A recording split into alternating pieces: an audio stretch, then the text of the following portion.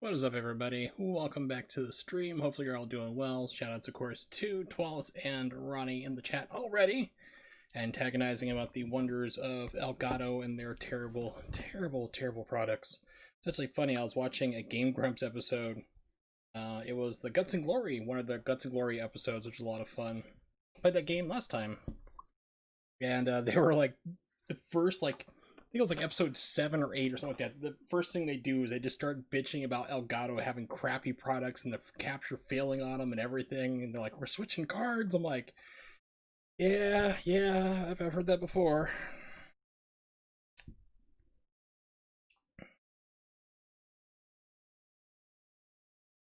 Let's see here, guys. Programmed one transmit frequencies, cause Wurzel's head to explode scanner style. That wouldn't be surprising at this point. They hate me.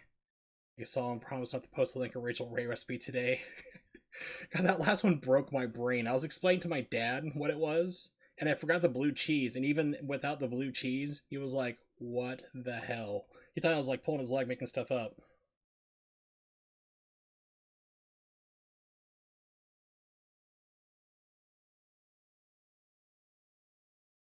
All right, sorry. So as soon as I started streaming here, Carmen actually asked me a question about something right up my alley, which is drug use. Uh, Legal drug use, of course. He's like, why would somebody be prescribed this pain, this pain controlling thing? It's like, well, here's the reasons why usually it's prescribed. So, yep, sounds like a little attractive. But tonight we are going back to Super Metroid.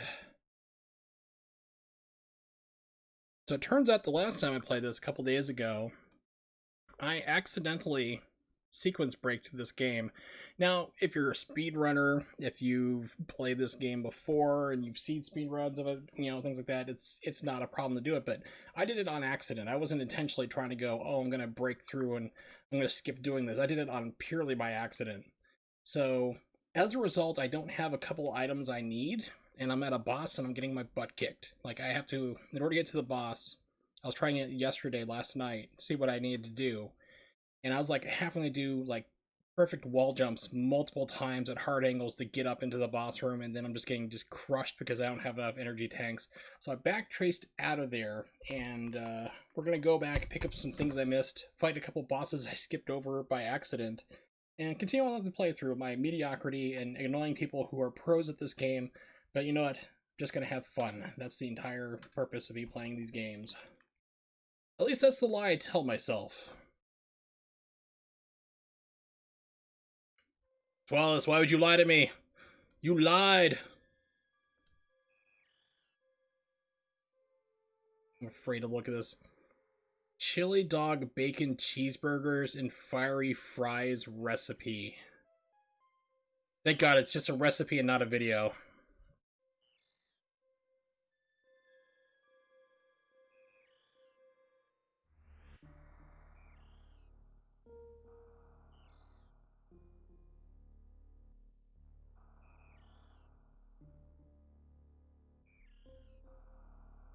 Just a moment here. I'll take a look at that and go ranting around it.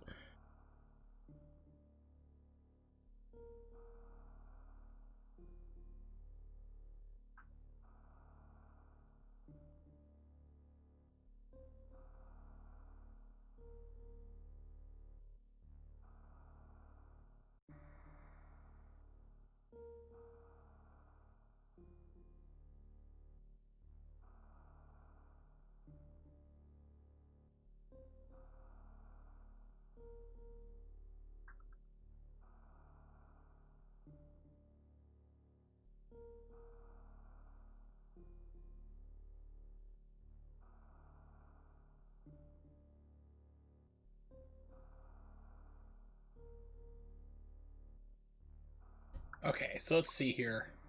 As I readjust the screen, actually, let me take a look at my window size. I'm gonna make that a little bit bigger scale. Maybe 3. Nope, let's go 4. 4 times. There we go. Okay, so that looks like that's filling out the screen. Perfect. Okay, so let's see what this recipe is.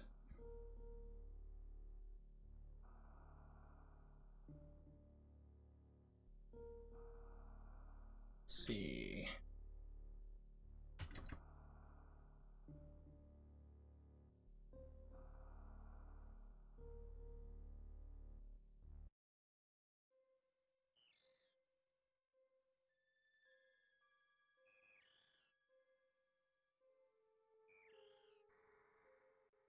Oh my goodness! One of Warzel's favorites is orange chicken. Let's see how angry Rachel Ray's videos make him. Oh God, you found the video.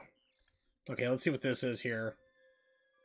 Oh my God! No, no, no, no! Why are you derailing my stream start off here? Okay, let's see. So, order operations here. Seems ridiculously quiet in my headset. I'm not sure what's going on.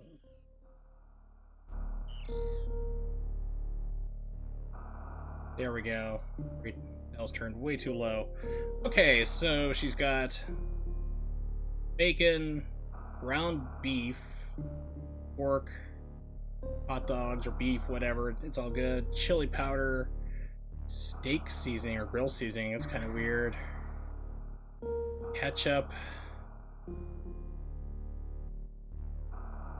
Chives. Why the hell would you put chives on it? Garlic. Okay, so let's see what her status is here. Cook bacon. She thinks you can cook bacon in 3 to 4 minutes on each side. No, no, no, no, honey. That takes 20 minutes to do in an oven. I know. I make that shit constantly. Bacon cooks. Cook the burgers. Preheat. Mix beef with diced dogs. Oh my God. No. Oh, wow. I was like, everything looks like it's legit. How is she going to screw this up? She's taking ground beef mixture, just uncooked meat, and mixing it in with hot dogs and ketchup. Oh my, I'm about to puke. Oh my God. Oh, Jesus. Why? Well, the burgers cook, add fries to the oven, cooked till extra crisp, remove from oven. Garlic butter, that's fine. Toss hot fries with garlic butter, that's fine. I recommend even doing a little bit of ground Parmesan and parsley. Just a pinch of parsley in there. Mix that in together with your butter garlic. That goes amazingly as well. If you ever go to Red Robin's, you have their garlic fries. That's exactly what they do. Oh, geez, that flipped my stomach, man. That's just god awful.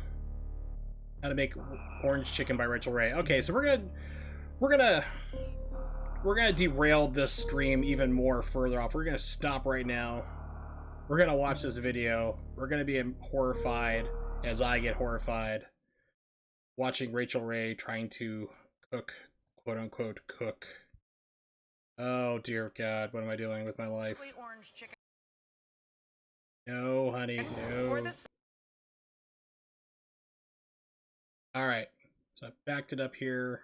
Looks like we got decent enough volume. What's my output? Do 720. That's fine enough. Desktop. Oh, hold on to your butts. This one is a broccoli orange chicken. For the sauce, you take chicken broth. I usually use chicken broth because it's chicken. That's not chicken broth. That's beef broth. Chicken broth is not this color. She's screwed up already. That is beef broth. I usually use chicken broth because it's a chicken dish, but they gave us beef broth, so let's just say any broth. No, like. No, not any broth, you dumb bitch. A quarter cup of rice wine vinegar. It's a quarter cup of everything. Stock, rice wine vinegar, light brown sugar, and I use the pourable kind, so I just kind of... That's technically correct. You can make a very quick dirty sauce just doing by fours or whatever you want to do. If you're making something larger sauce, you can do that, but it tends to be extremely sweet and salty, just be really careful. For me, it is soy sauce. I use usually white sugar. I don't use brown sugar for that, just because it's a lesser flavor, because you have the molasses already in there, makes it double sweet if you use brown sugar. I try not to do that. So soy sauce, white sugar, chicken stock. You don't substitute for beef. Never do that. And then also, because that's not the right type of thing for this dish. If you're making a beef dish, and then you want to do that. And then cooking wine, like sherry, you can substitute for sherry if you're unable to find actual Chinese cooking wine. Eyeball it. You just mix those all together, whisk them up, throw in a little bit of garlic in there if you want, and then you're good to go.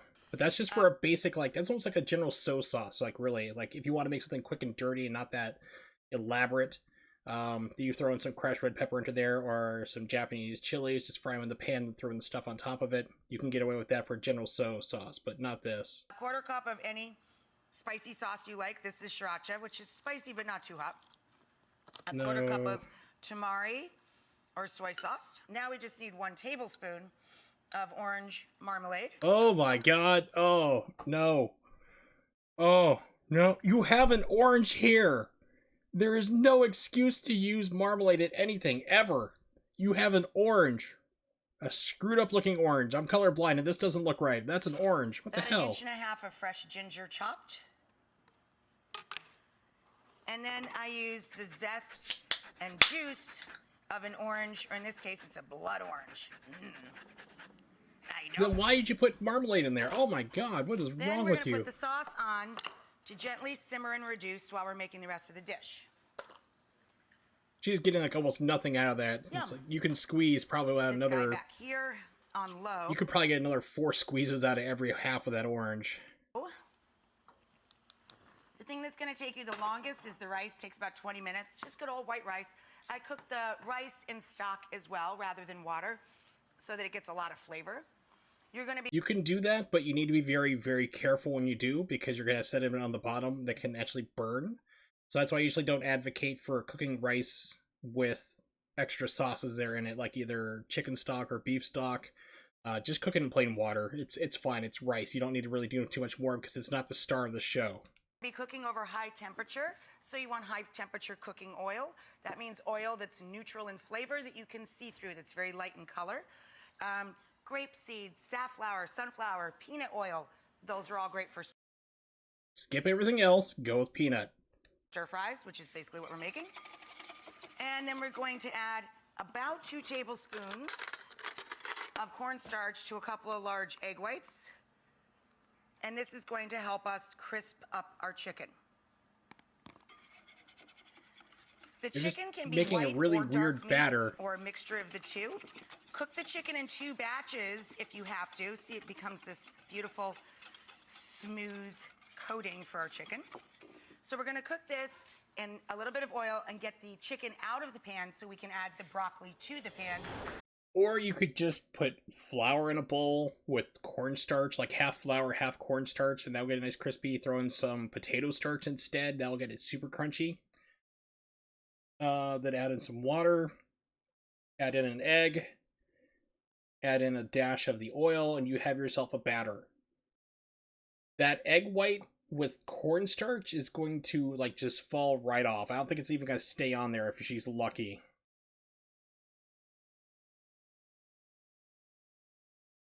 The chicken that's coated with egg whites and cornstarch is now out of the pan. It's not like 100% cooked. It's like 90% of the way there. I brown it until crispy on both sides. I slide it out so we can get the broccoli. Yeah, as you can see right here, this is like, she's got nothing on there here. This is all falling off. There's nothing to stick to it. If you do the batter method, like I said, it sticks right to it and you deep fry it. Don't put it in a pan nonsense. So all that fancy egg batter stuff is just all gone. It's nothing there, nothing on there, a little bit here. That one's pretty well coated, but there's just so much you don't have. Fry going. I let the broccoli brown a little bit, which makes it kind of nutty tasting, in our high temperature cooking oil. And we're going to throw in the whites first of some scallion and some chili peppers. The last thing you add is your reduced sauce, the tops of your scallions, and your sliced garlic. You don't want the garlic to singe, so you put it in just the last minute or so while your sauce is thickening up. And this is a combination of our chicken and broccoli, chilies and garlic. Okay, I missed something here. I'm sorry. Yeah, that's... Okay, so she's burning the crap out of the broccoli already, which you don't need... Orange chicken does not need broccoli. Ever. Green onions are a finisher. You do not put these in before. This is going to burn. I can guarantee it's going to burn like the rest of the broccoli. So you put it in just the last minute or so while your sauce is thickening up. And this is a combination of our chicken and broccoli, chilies and garlic. We're now going to add our ginger orange sauce down over the whole thing. And keep in mind that marmalade in there is going to burn. Please. Gorgeous. I don't think she added any thickener to that either. I don't recall her adding cornstarch to it. And that the chicken is hot through. And I just fluff the white rice with a fork. Stick a spoon in it. And then when we bring our bubbling chicken and broccoli to the table, I top it with what's left of the dry roasted peanuts with the special coating on it that I love so much. The crunchy peanuts and a drizzle of toasted sesame oil. Oh my god, that is the... Oh no, you are going to taste nothing. Okay, this is just garbage already. Sesame oil is stupidly strong, ridiculously strong. I will flavor an entire wok full of food with a teaspoon, if that. It is that strong, and it gives it that slight hint you're looking for. The crunchy peanuts this much and a drizzle of toasted sesame oil. That's all you're going to taste is sesame oil. Then you fill the bowl with the saucy chicken. Oh my god, no. And the brown sauce with the nuts and the orange. Oh my god, I can't even talk to you. This smells so good. And then the rice up on top. Why would you put so the you don't rice... get that sog out? What happens? No. Chopsticks. There you go. Make your own. So you're putting unflavored rice up where you can't get any flavoring on top of it. You put rice on the bottom if you need to, and then the sauce will soak it up, add it on top of it. Oh my god. Take out. And she's got these stupid peanuts here that she didn't cook down, so they're going to be hard and crunchy with broccoli that's burned, with a funky sauce that's going to have burned marmalade flavor to it, and orange rinds throughout. Oh, Jesus Christ. Oh my god. I love you guys, but you're trying to kill me. I'm aware that you're slowly trying to murder me through the stream. Yeah, marmalade's already bitter. Yeah, it is. Let's see. You can just have stream doing commentary about your videos. Oh, you guys would have to donate for that at that point. There, you guys would have to throw in a crazy amount of bits that I have not determined how much it would be, but it'd be way too much. But I know you guys would like, if I did that, I'd have to film myself, and I would be drinking a lot, and it would just be a train wreck. Sandra Lee would be a good one. It would be. I mean, she's more entertaining because she's a secret alcoholic, so that could be fun. Alton Brown. Alton Brown is an asshole in real life. If you meet him outside of the show, he's a real dick. He's got some good recipes. I actually do use some of his stuff. But he tends to go, like, way too far. Like, his recipe for French toast takes, like, 2 days to make, almost. Because you have to make the bread and the special custard and let it sit in the fridge for 24 hours. It's like, it's French toast, dude. Eggs, cream or milk, whip them together, cinnamon, sugar. Hit it with the bread on both sides, let it soak in for about 20 seconds each side, throw it in a pan, you're done. It's like, you don't need to spend 48 hours making French toast.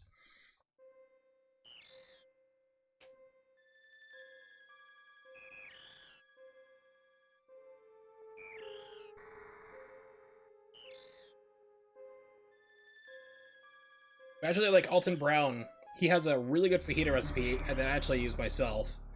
It's one I recommend. Let's see if I can find it real quick, just to post up so you guys know what to look for.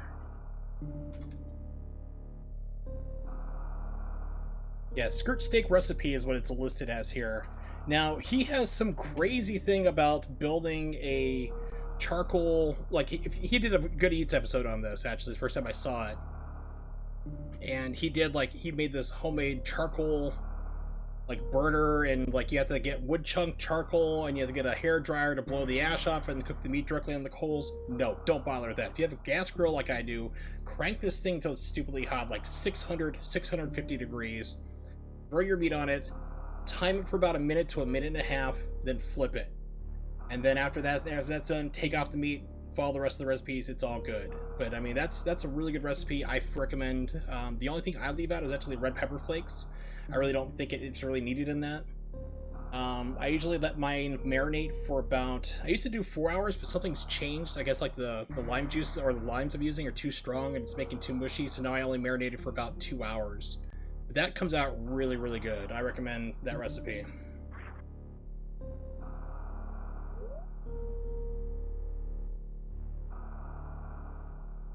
Alright, so... I used to be up in...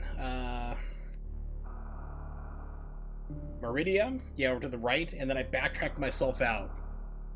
So I worked my way all the way down here, down to the save point, found the map room, and I went, this is all the stuff I accidentally skipped last time I played this game. So I was like, alright, well, let's go back here and explore, because I need some, like, more energy tanks, because I managed to jump my way to where I needed to go. I just got destroyed, because I don't have enough energy tanks, and it's like, okay, let's go back and find the things I missed. Let's get back on track here. Let's find out what I need. Alright, let me adjust my volume real quick for my cell phone so it doesn't blow out any headphones. Yeah, if I get a message from Carmen or someone else.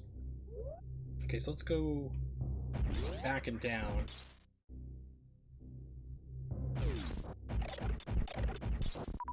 Yeah, so I backtracked to here and I'm like, okay, well, I managed to get out of Meridia, which is no small feat with my lack of skill.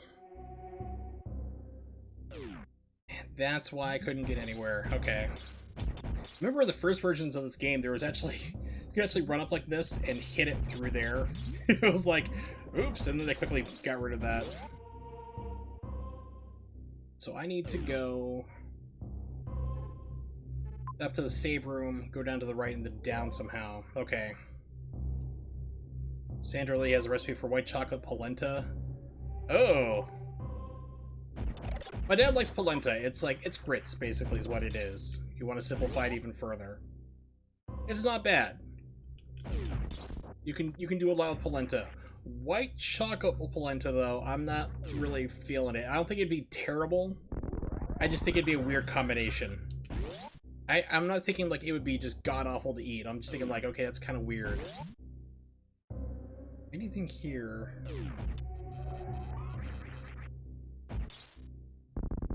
No, okay.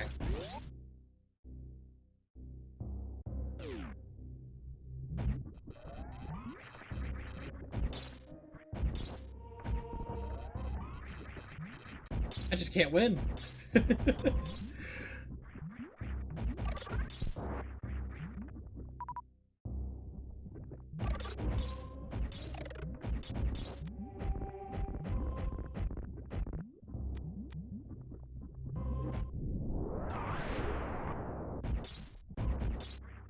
There was something secret here with him. Oops. Well, crap. Wasted that super bomb on nothing. Alright. Alright.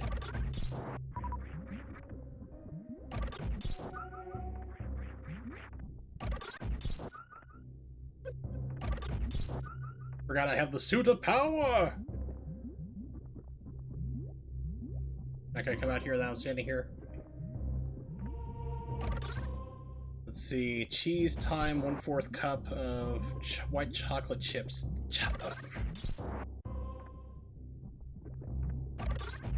Thyme and white chocolate would not really go together. That's really weird. Yeah, she had to be drunk on one of her 2 shots of vodka. And as we know, her shots are basically the size of a coffee mug. Everclear, probably. Everclear, Bacardi 151. That's a good candidate too.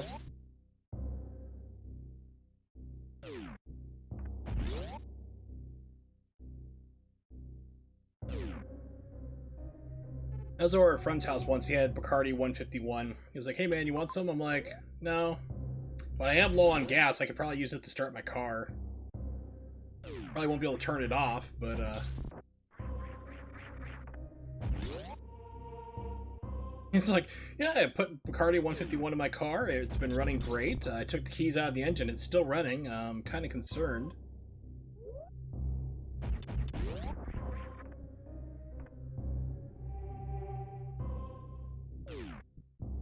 Just a refill room, to my knowledge.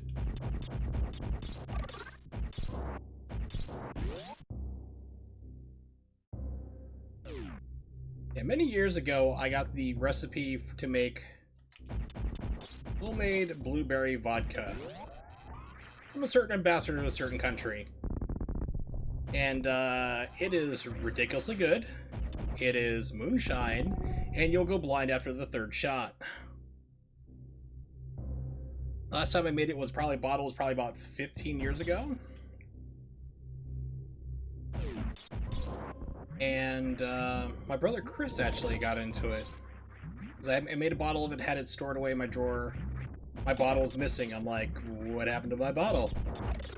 My brother's like, oh yeah, my friends and I found it, and we drank it all. I'm like, did you go blind? He's like, after the third shot. It's like, told you.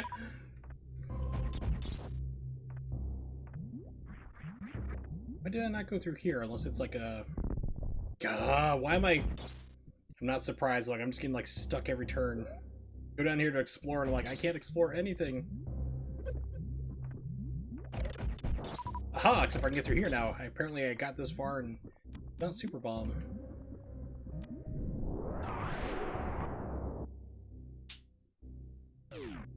Yeah, so this is where... Shit, I can go fight Ridley.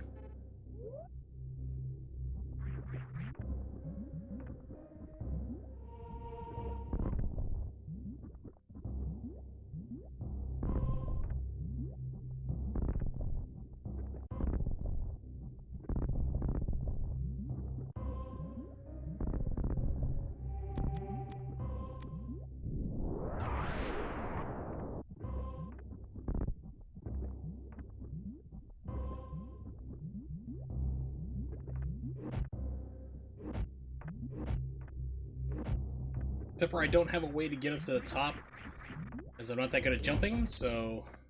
Yeah. So technically I could fight Ridley here if I was good enough to jump up. Just bought jeans 2 weeks ago, they're already too big. Yeah, that's the fun thing of weight loss, of dramatic weight loss like that, Ronnie, is, I was mentioning that, I was making a comment about that somewhere. That's right, I was talking about pyramid schemes in the last one, about how I was working for my last company, major company I was at. And we had some girl trying to like sell me Herbalife, like in order to lose weight. I'm like, and I was still dropping weight like a crack addict for my weight loss surgery. Because I had bought jeans, bought dress pants. We had like 2 meetings, and we had like one. They were separated by a week. So one was before everybody came up out of state, and the Herbalife lady came. And I had bought dress pants the week before. The week of that when that meeting came around, they were like 2 sizes too big. They were like comical, like MC Hammer pants almost. Like, oh, okay, this is embarrassing. But everybody knew because they hadn't seen me like since the operation. They're like, all I could say was like, oh my god, you've lost weight. And I'd lost like 100 pounds at that point. A week later, we have people coming from out of town. Our fellow agents are out of town. The company paid for them to come in. So I bought new dress pants, and it was a 3-day meeting thing. And by the end of the 3 days, they were too big already. It's like, whoa. So yeah, it's pretty fun when you lose weight like that. All of a sudden you buy clothes, and the next thing you know, they're still too big. Semi-homemade cooking with Sandra Lee.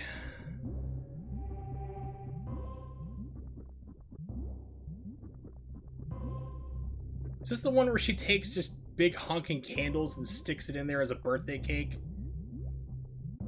It is. Like, I recognize this one. Like, I've seen that. I know where this is going. Alright, let's go up to the top right, see what was over there I missed.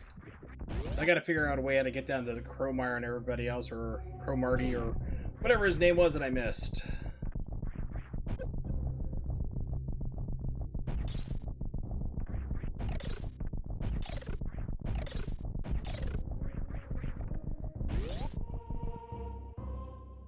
She doesn't know what an acorn is either. I'm sure she doesn't. We'll check it out in a minute. I just want to get some progress here on the game first. It's like, I know you guys are enthralled by my pure hatred for celebrity chefs and most of the garbage they cook, but... Am I going past what I'm looking for? No, okay, I want to get to that blue dot in the upper... Yeah, so I want to get to the blue dot in that upper right-hand corner here of the map, and then we'll check out that video.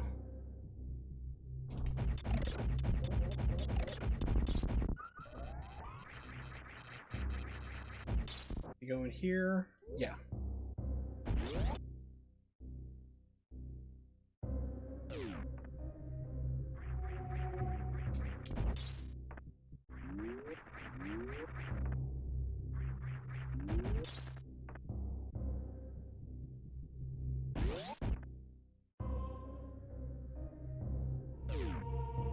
I played that once, actually. It's on the Sega Saturn. It's mostly just a bunch of clips and collections from the show, really. It's got interviews from the people who are on the show, and like the different recipes they're making. All in Japanese, however.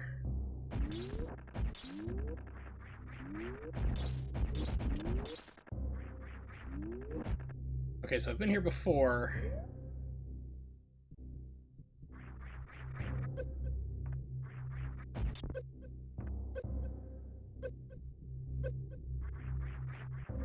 Oh, I managed to do that for once. I am impressed with myself.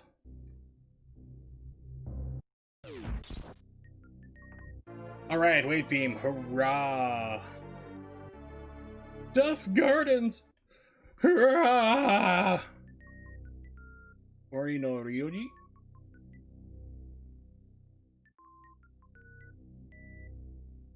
My cooking, basically, is what it would be. Not familiar with that one. Ori. Yeah, Ryori. Ryori. So yeah, be my cooking is what it'd be. Said it wrong though. Sure. I can put that on the list. I have so many things I want to stream, it's getting crazy. Okay, so we got the wave beam. We're making progress. We're gonna help progress. Oh god, it's a Kwanzaa cake. I didn't even see what the hell that was. Jeez. Wallace, you're killing me, buddy. Alright, let's check this out. Let's see what the audio level's like. We are going to... That should be pretty good, I hope.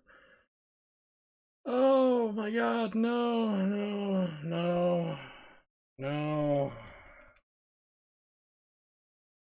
First off, I've never heard of anyone ever making a cake for Kwanzaa.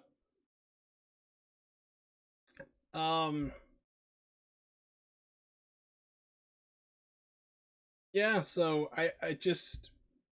Yeah, it's... Kwanzaa's not really understood anyway by most people who even celebrate it. I can tell you that with definite fact. But no one's ever made a Kwanzaa cake. Except for Sandra Lee, because she was drunk as hell. Let's see, let's get this out of here. We're going to bring up... Don't need any time butter. I'm not playing that game ever again. Where is my desktop? Desktop! It's probably gonna be like a 40, yeah, 40p. Here we go. Get your liquor. We are going to make the most amazing angel food harvest cake. Are those corn nuts? For Kwanzaa. Take your angel food cake and you're going to cut this in half. Be delicate with it, of course. This is so airy. Like my skull. And there you go. Now for the icing. The icing, just store-bought from a can. But you are going to flavor this icing with cinnamon, with cocoa, with vanilla. Why don't you just buy chocolate vanilla frosting? They make that in the stores. I mean, seriously, they need to just add cinnamon to it. 2 tablespoons of cocoa. Making stuff Everybody too hard, has this, Sandra. Of course, you're making hot chocolate this holiday season. And a teaspoon of cinnamon. Good amount. And vanilla. Just about a teaspoon or 2. Great. Combine all this together, and you are going to get an incredible chocolate. I'm kind of confused because this should be vanilla frosting anyway. Why are you adding extra vanilla to it? Just throwing that out there. Cinnamon icing. All right, we're ready to frost.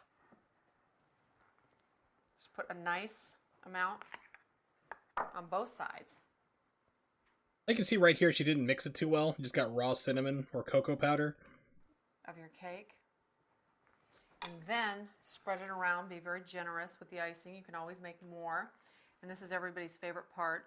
You can always make more. It's from a can. Now, top back on, just like this. Oh, we're And making here's a layer great cake, are we? trick. I use pie filling in the center Yeah, of this. I thought that was That way, apples. when you cut into it, you get the flavor of the angel food cake, the incredible icing, and apple cinnamon. Just fill the center of this angel food cake up. Some more icing. Angel food cake is good for literally strawberry shortcake, and that's it. And it's good because it absorbs those strawberry juices into it and gives it extra flavor. It becomes delicious. This is not going to be so much. You're going to have, the only flavor we're going to have is coming from those chocolate layers and then a weird apple pie-ish filling that doesn't even go in. Like, you can put some in the center if you wanted to, sure. Make a mess. If I was responsible for making this monstrosity and super drunk as she is I would put all the apple filling in a row on the inside in here. I would even probably cavitate some of that on the inside in order to fit into a trench to make sure it stays there so you can have a layer of it inside the quote-unquote cake. That's what I would have done if I was forced to make an abortion, a culinary abortion such as what we're watching right now. Be a little bit more careful now on where you place that because you want it even. But it's always nice to use a generous amount and top it off with pie filling. And Remember, decorating is Kwanzaa. so much fun. You use acorns. Those You're are gonna not use some acorns. pumpkin seeds. Those are Use corn acorns. nuts. I wonder if if they said, listen, you can't say corn nuts, okay? These are not acorns. These are corn nuts. I like corn nuts. It's been years since I've had them. They're hard. They're crunchy. They're delicious. I would not put them around any cake or angel food cake for that matter. You're going to use some pumpkin seeds and also some candles. Here's a trick. Pumpkin This seeds. cake is very spongy. It is angel food cake. Take your knife and just give it a whirl. So you make a little hole in there. Pop these candles right in. And there you go. Now, embellish this with just some acorns. Corn just nuts. all the way around. And some pumpkin seeds on the top. Oh, God. And I need to taste this wonderful cake. She is drunk. She doesn't know what the hell she's doing. She's got to sober up someday in rehab and go, I don't know, I'm sorry. I didn't realize I was so high on methamphetamines that day. I hadn't slept for 5 days. Delicious. Strangled a hobo to get off The earlier. apple, the cinnamon, the angel food cake, the icing. This is so amazing. Amazingly bad. Oh my God. You guys are trying to kill me. I'm aware of that fact. I swear it's death by insanity. Calls them acorns. Oh God. All right, let's read the stream here. What you guys have to say about this? Let me bring back up the audio.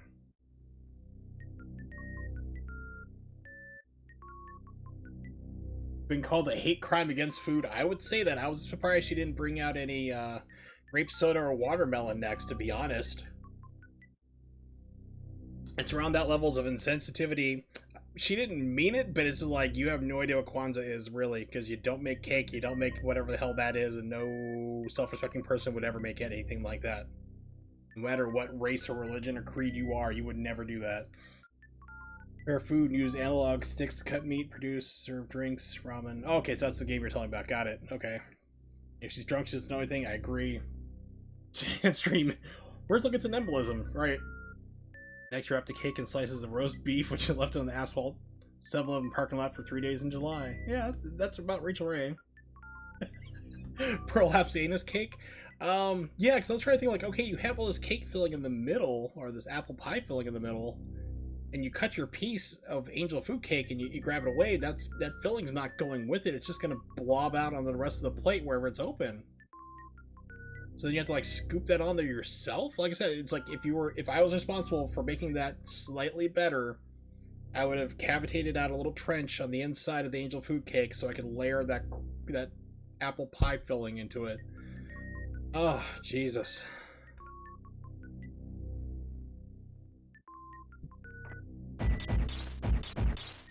Got me in his hands. one of these have like a secret? Nimix, I think, is still recovering. He's got the flu, last I heard.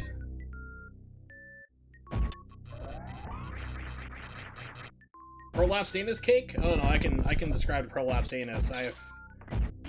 I've seen too many things. I've been on the internet. My first job was at an adult bookstore when I was 16 years old, and let me tell you, there was no books involved.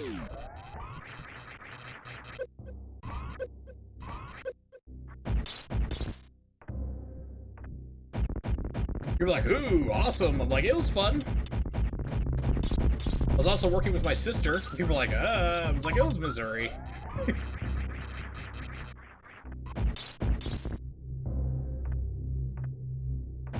Oh, so I could have just... No, not really. I wouldn't be able to get up here. Okay. It was really interesting, though. It was a lot of fun, though. Let me turn down the game volume here. Because also, not only was I working with my sister, but I was still in high school. And, oh, I had lots of nicknames. Not really one of them. I got a lot of high fives when people found out that I was actually working there. It's like, is it true? Like, at first they heard it was like, rumors, like, is it true you're actually working there? I'm like, yeah. I'm like, dude! It's like, I got like high fives. It's like, yeah. I was basically building up a database for them and running their website is what I was doing. This is like 1996, 97 before we left. So early days of the internet, I mean, like basic HTML was HTML with no HTML5, no CSS, nothing fancy here, okay? So I was running their inventory database, built that up for them, and a website. So I was a computer guy. So I was there behind the counter there. I still had to know all the products and everything. I was getting paid under the table, so to speak. But yeah, so it was funny because I would see teachers walk in, and it was just like Abe Simpson, where like it's probably like the meme beginning here, like on my pre-stream I have, where Abe walks in here. He actually walks into the burlesque club, sees Bart sitting over here, and just walks right out. Teachers would do that. They would see me and just like whoop right out, and then it's like, oh, this is gonna be next fun day at school tomorrow. All right, so I got an upgrade, so it's gonna make my gun more powerful. I'm for it. So yeah, it was interesting. I've led a very interesting life so far. Oh, that's so much stronger, so much better. So much wow. I just gotta figure out how the hell to get down there now.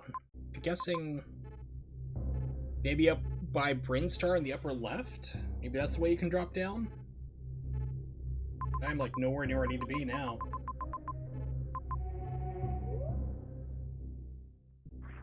So where does this go? This brings up top here into the save room. Okay, we'll do that just so I can get a save in.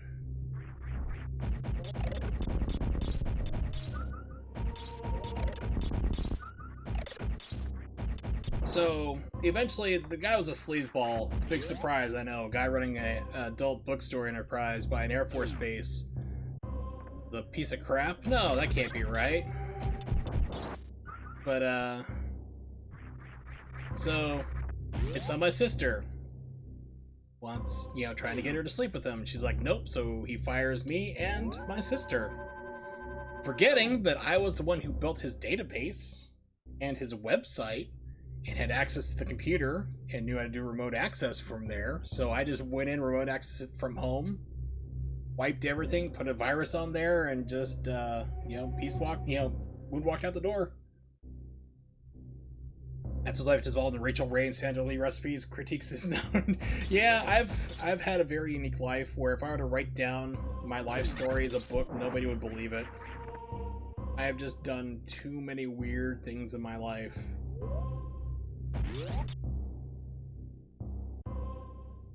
I get accused of I've seen some like crazy bullshit books that people have written. Like there's one guy who claimed to be, still claims to be, like I was like the chef for Queen Elizabeth, and it's like things are like easily disproven, you know. And it's like, and he has all these crazy stories, and it's like everyone's like, you were not there. This guy was the actual cook for these events, you know. It's like it would be treated like the same suspicion as like that crazy person, like just a crazy narcissistic pathological liar. But it's like I actually did all that stuff. At one point in my life, I was going to be a doctor. I was actually thinking about going to gynecology at one point. I did think about being a cook, you know, going into culinary arts. Working at an adult bookstore. It's like, I've done lots of things. Wore many hats.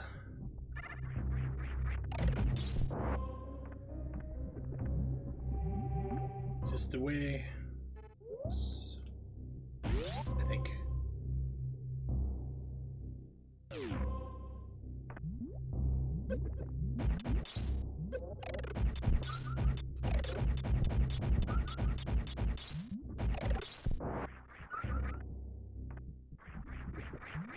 Now my life has devolved into me trying to get a job, failing, playing video games online for strangers and friends who becomes friends, and commenting on Sandra Lee's terrible cooking skills. Alright, so let's jump down and save, then head back up here. I want to go through this door.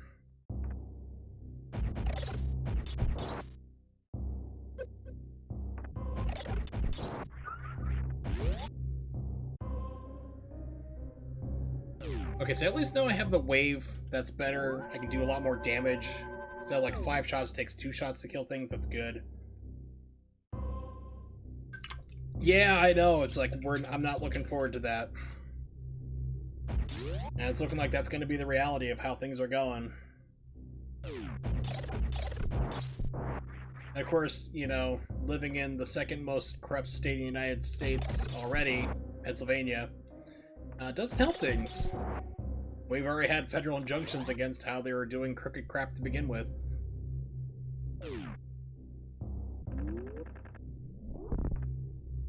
Yes, so this is where I did not go last time, because I did not have the power bombs.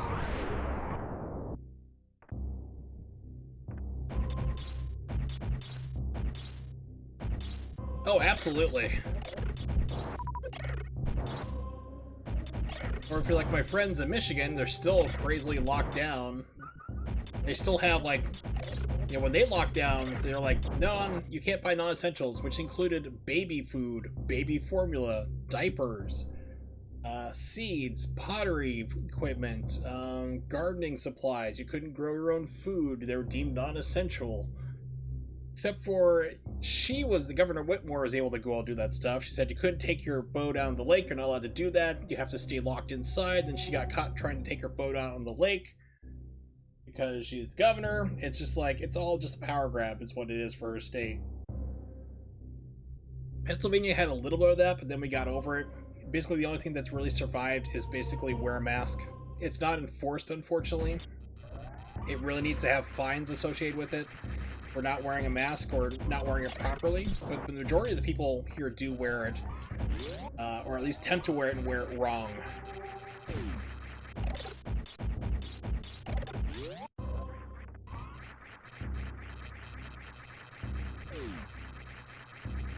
It's not going to be over soon. It's just not going to be. It's going to take a while. I mean, I've known about that to begin with. When both sides are threatening, especially like when you have ballots, paper ballots being sent out, that's fine. Absentee ballots, we have the record number of it here. States, like, people are like, it's fine, states do it all the time. Certain states have been doing it for years, like Florida. They've been doing that for like 35 years, voting by mail. They have all the kinks worked out, they have all the infrastructure, they know how to do everything set. The problem is the majority of this country implemented them and did it within the last 90 days. I can tell you, having grown up in the military for almost 20 years, government efficiency is an oxymoron. It's like, it's going to be crazy. I mean, my state, Pennsylvania, they're like, well, you have to keep counting votes 3 days until after the election. And then there was a big fight about, like, okay, are they just going to be postmarked? Like, if they're postmarked by November 3rd, sure, I can understand that. Fine, as long as you don't have ballots mysteriously appearing 2 weeks from now, like, oh, there's another 2,000 votes. It's now Biden's or it's now Trump's. It's like, no, that's suspicious. But then they said, well, you don't have to have the signatures match. You don't have to have the signature, you don't have to have the names match on the ballots. You don't have to have it postmarked by that day, so Pennsylvania could keep counting until, 2025, 2024 if they wanted to. My state is so corrupt. We have a lot of mob and mafia, and they used to be up on the surface in the 70s and 80s, and they went underground. And there's a couple names I'm not going to name here who pretty much run the good western part of Pennsylvania. A couple different families do, and they're all in politics and stuff, and everyone gets their kickbacks. It's crazy. Like, having worked a job that transitioned to at home, and seeing the list of everybody we had to pay off in order to get that done, a lot of those names were on there. It was like, it cost my company at least $20 million for 200 people to keep their jobs to go at home when the site closed down the call center.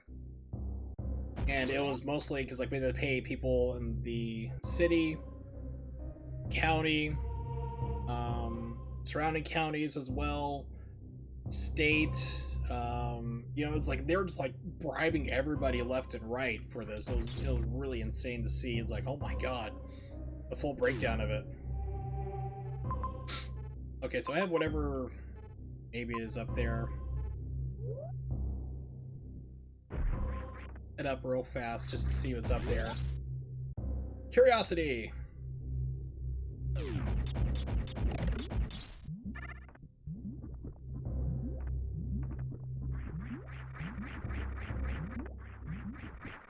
Okay, so it's a missile upgrade up there. Neat.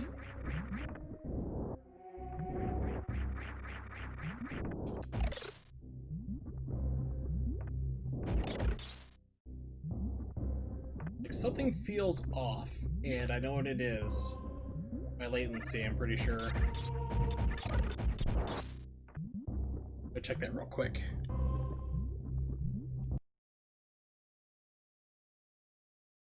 Yeah.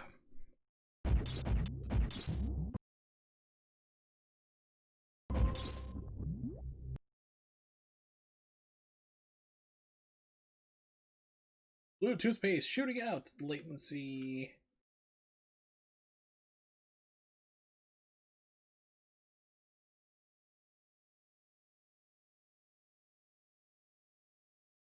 Buttons, trying to do things, getting confused mentally. Perfect. Okay, we're good now. Yeah, so I need the grapple beam to get over here. I do not have that just yet.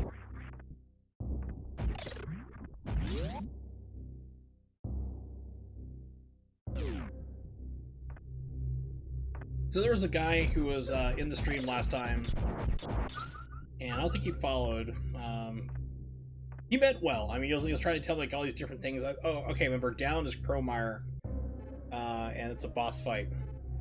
But he's like, yeah, do a Shine Spark and these different moves. I'm like, dude, you gotta dumb this down. It's like I've played this casually. Last time I played this completion was like 5 years ago. You gotta say this in the stupidest terms possible, and then we'll try it. So he goes there, he's giving me a lot of good walkthroughs and stuff, so it's kind of cool. So down is a boss fight. I want to go right to see what's over here first.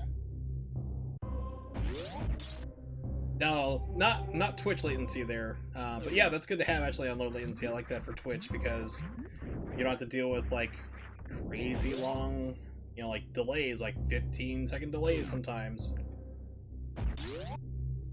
But RetroArch, the emulator I'm using right now, actually lets you get rid of input delay. This game is kind of hard to do that with because it has up to 5 frames of input delay. So it can sometimes be 2, sometimes it can be 5, sometimes it can be 3 or 4. So even by doing it by 2 or so will get you a pretty good result.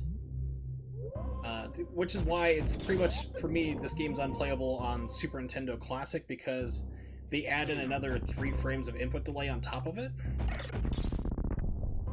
So then you're looking at possibly up to like 9 frames of input delay trying to play this game, where you need to do wall jumps to survive. It's like, yeah, that's not going to work out too well.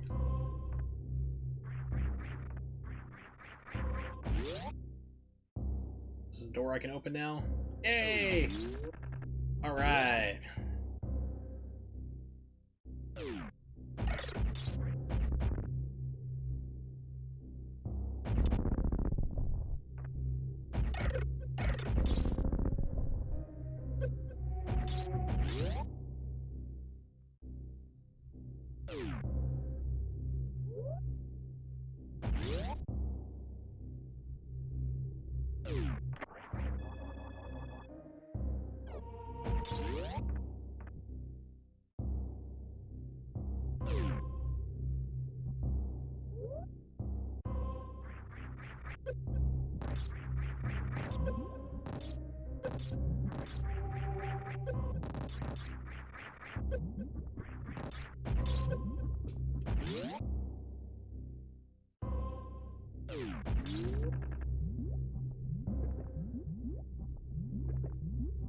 Ta-da!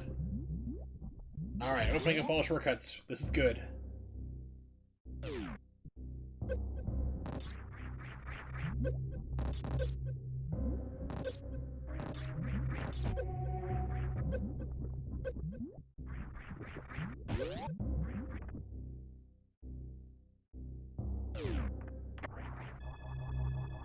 Alright, so let's hit the save and let's go fight a boss.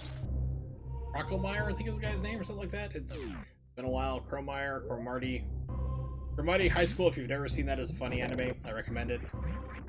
It's like one of those like 10-minute shows, 10-minute episodes. Breeze through them. A lot of fun. Very silly.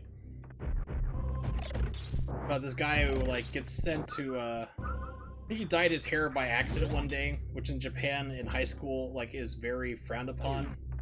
Like even if you're, I know a girl who was blonde and went as an exchange student into Japan and went to school, and they made her dye her hair black, so in order to fit in. So he accidentally bleached his hair, and they're like, "Oh, he's a delinquent." So they sent him like the worst school for delinquents, and so like everyone's like this big thug, you know, dropout moron type person, and it turns out they're all just idiots, and they're like all harmless. But the show is all based around that, and then I think it's one of the characters, or he's a teacher. No, it's one of the characters. His named Freddy, and he's basically Freddie Mercury. And the principal is a giant gorilla. It's like, it is a crazy show. Watch it dubbed; it's even funnier. It's one of my things I recommend to people to check out.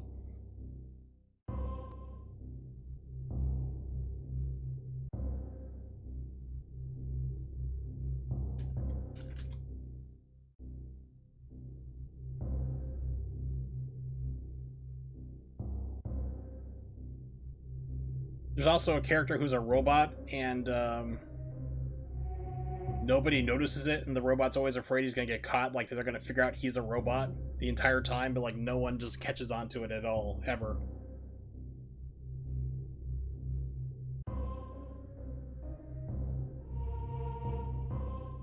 Ooh, it looks like this might just be a full playthrough. Hold on a second. Unavailable! They blocked it. Boo, never mind. But yeah, Cromarty High School, look it up. Let's go fight a boss. Enough dilly-daddling.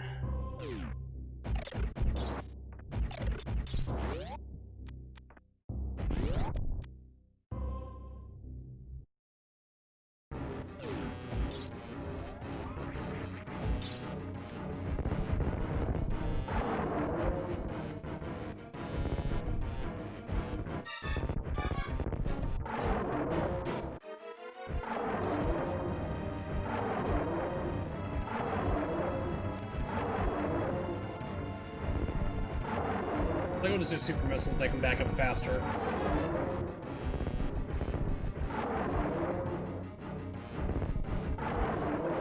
Dude, what?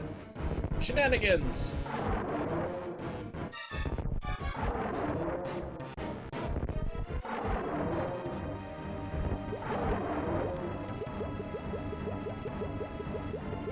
And just like real lava, it won't kill you in real time. Let's see, it looks like I might drop some frames. Hold tight.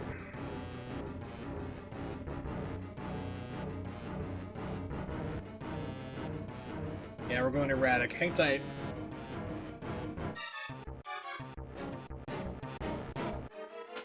Twitch can't handle how awesome my stream has been so far today.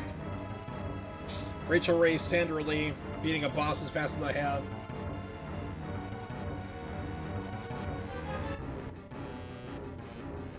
It's dropping frames, but I'm not having network issues.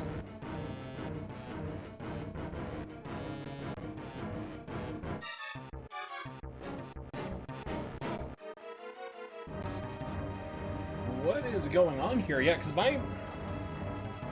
I'm not sure if you guys are still here with it. Looks like you are, but it's like it's dropping frames like crazy. I'm at 875 drop, but my internet's still at like 5,000 bitrate. I'm gonna try knocking down my bitrate to 4,000 real quick, see if that stabilizes it out.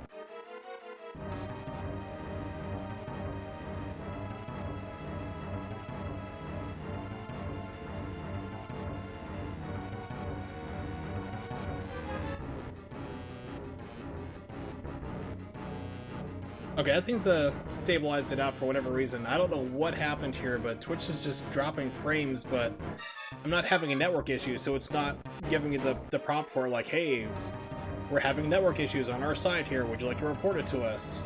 But, yeah, so something's happening on their ingest server. Oh yes, he ate the pencil! Hey man, can I borrow a pencil? I think it's the one where he asks to borrow it and just, like, starts eating it. 一日も早く学校に慣れて健やかな学園生活を送りたいと思います。ですが、見慣れない人たちに囲まれていささか戸惑っています。If you can find the English dub of it, it's just as good.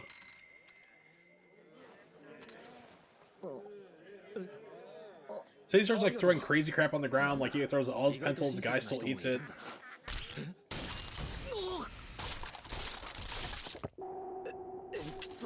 Oh, yes, I love this show. It's really funny. Like I said, if you have the time, check it out. Episodes are literally only like 10 minutes, if that. Yeah, they also did a live-action movie as well. I've never seen it.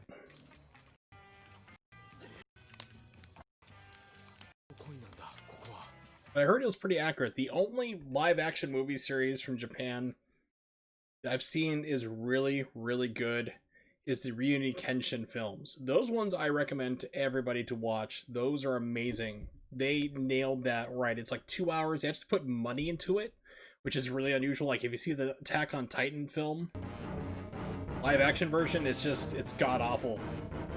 But yeah, Rurouni Kenshin, the live action version of that is just, it is impressive. They are doing some really cool wire work and stunts. It's really great.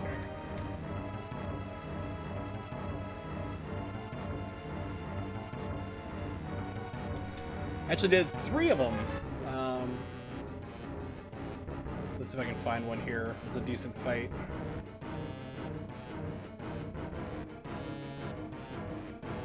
Without spoiling anything, but yeah, it's really good. At least watch the first movie, make up your mind for that. But I actually showed the first movie to my roommate who had never seen the anime, had never heard of the anime before. And he loved it. He thought it was great. I'll just go this way. Oh no! You can see the water bubbles. I never noticed that before.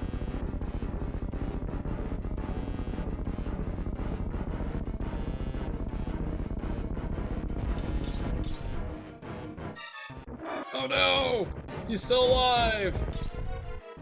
No, he's not.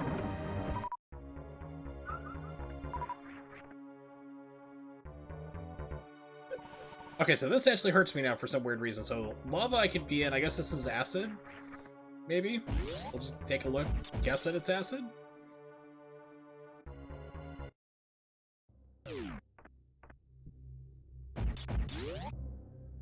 Now, this is where I think I get the grapple beam, which is going to be really handy. Don't have to worry about making those crappy wall jumps in this game. Alright.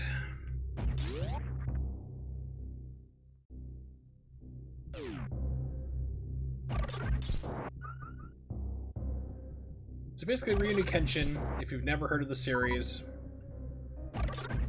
it's the Meiji era for Japan, where Japan's modernizing. So it's like I think it's like 1890 or so.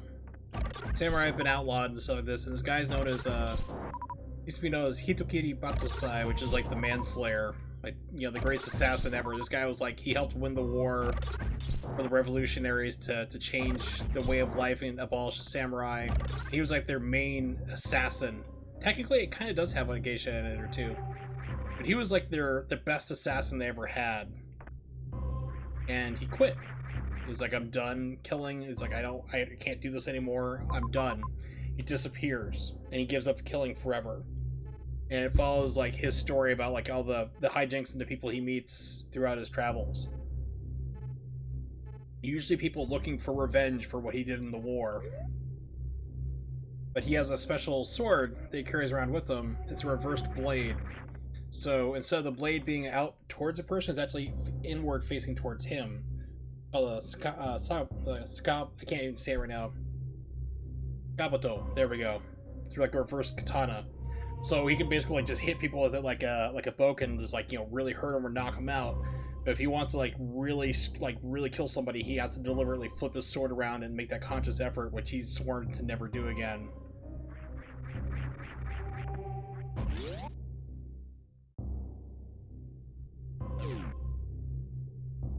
Let's see. Looks like there's something.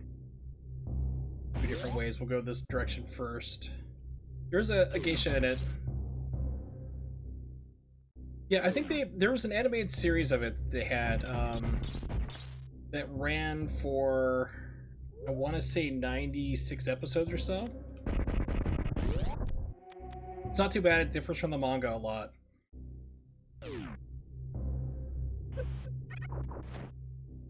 It's not a bad show. I actually it's a fun one to watch.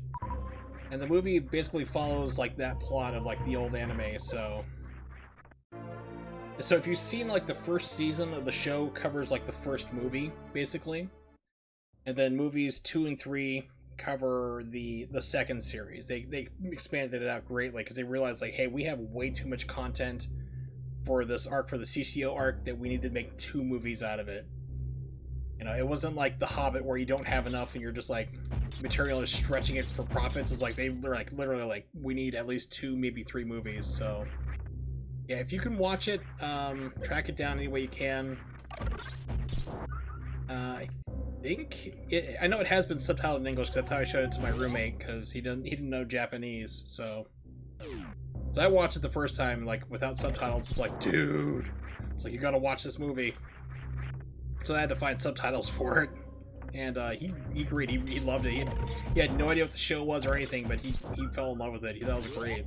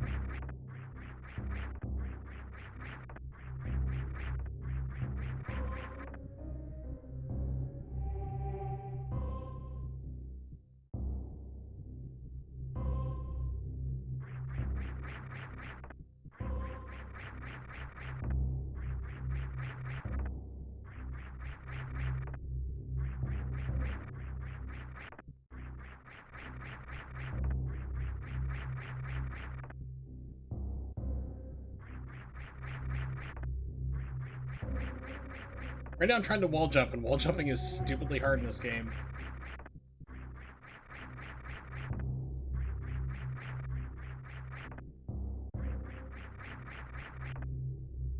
You have to be spinning, and you have to like press away from the wall and then jump. And you need to do it like in just the right timing. Like you see, like I start to turn. Oh, there's no way I'm getting up there. So how do I get enough speed? Blow all this stuff away. Unless I'm not thinking right. Power bomb.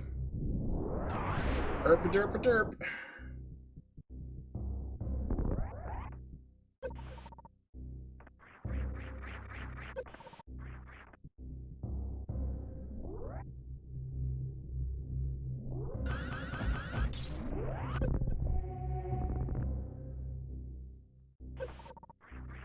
Yeah, it's you gotta think sometimes, you know, like right there, like I had to stop and think like, okay, what am I doing wrong? What do I need to do? And that was the answer here. So I think I can just do a straight jump. I'm not sure we're gonna find out. Yep. Okay. There are some genuine head scratchers here. Grapple beam.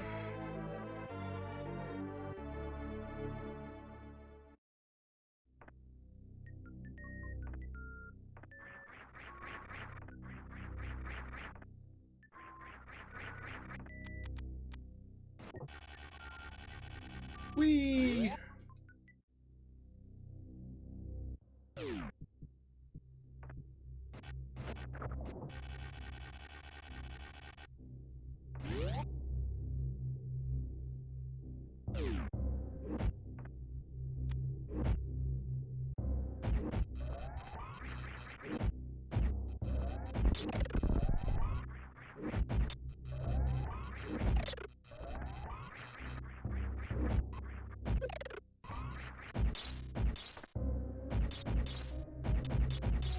I see there's a secret right around here.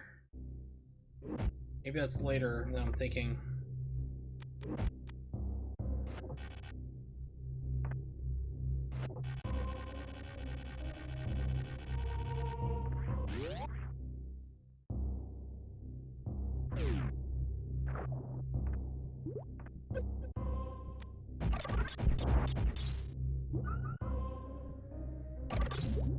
Fortunately, I have the suit that lets me move in water, so this is not so annoying.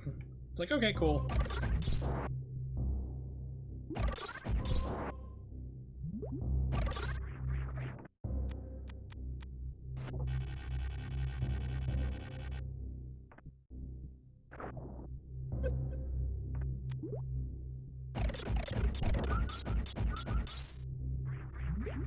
I do enjoy this game. You might want to give it, maybe give it another try, 12, you might enjoy it too. Just keep in mind that, like, there are guides now available on the internet, whereas when I played this when it first came out, maybe around 2000, I think I first played this around 94, I want to say, not 2004, but 94. When I rented it, had experience with it, but I didn't actually beat it until emulators became a thing. So like maybe around 2003, I want to say, was the first time I actually went through and beat this game. I enjoyed it. Needs more trucks and school buses in it. I had a feeling you would say that. Really, game?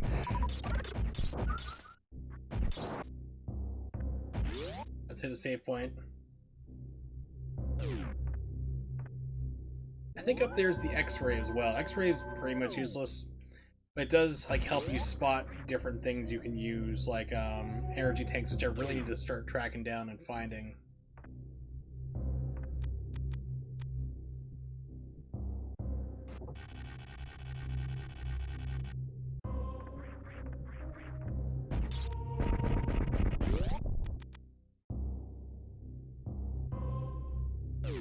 Power bomb! I want to say there's also a energy tank in here. There are so many things in here to collect, it's just, you have fuzzy memories of everything. I guess not.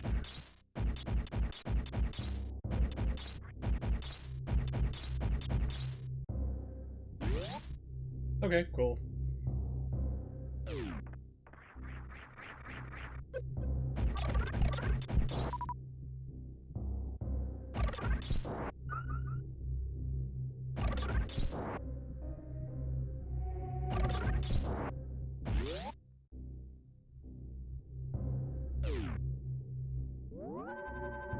I have to say though, I do like this game more than I like Metroid Prime, which I think is like some people consider to be blasphemy. It's just the input delay really kills me, and the stupid delayed like wall jump is tricky, really hard to do. So let's go up and to the right. Yeah, because I can cross that now with the X-ray. I think it's only missiles over there. Or not the X-ray, the grappling hook. Yeah, cross with the X-rays. That's not how X-rays work. I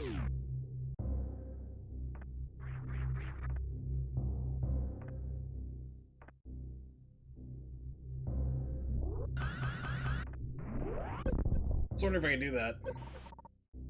You can shine spark across, apparently. Energy tank. Well, hey, it's something I needed. I really needed another energy tank. So that's a lot better. We're gonna swing our way across. Terribly.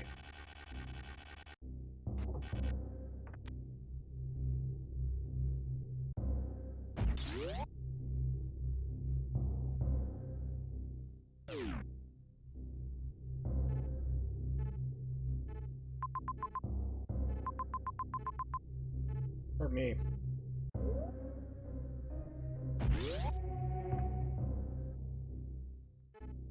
Don't really need to go that way. Let's just go back up to Brinstar and work our way back to Meridia.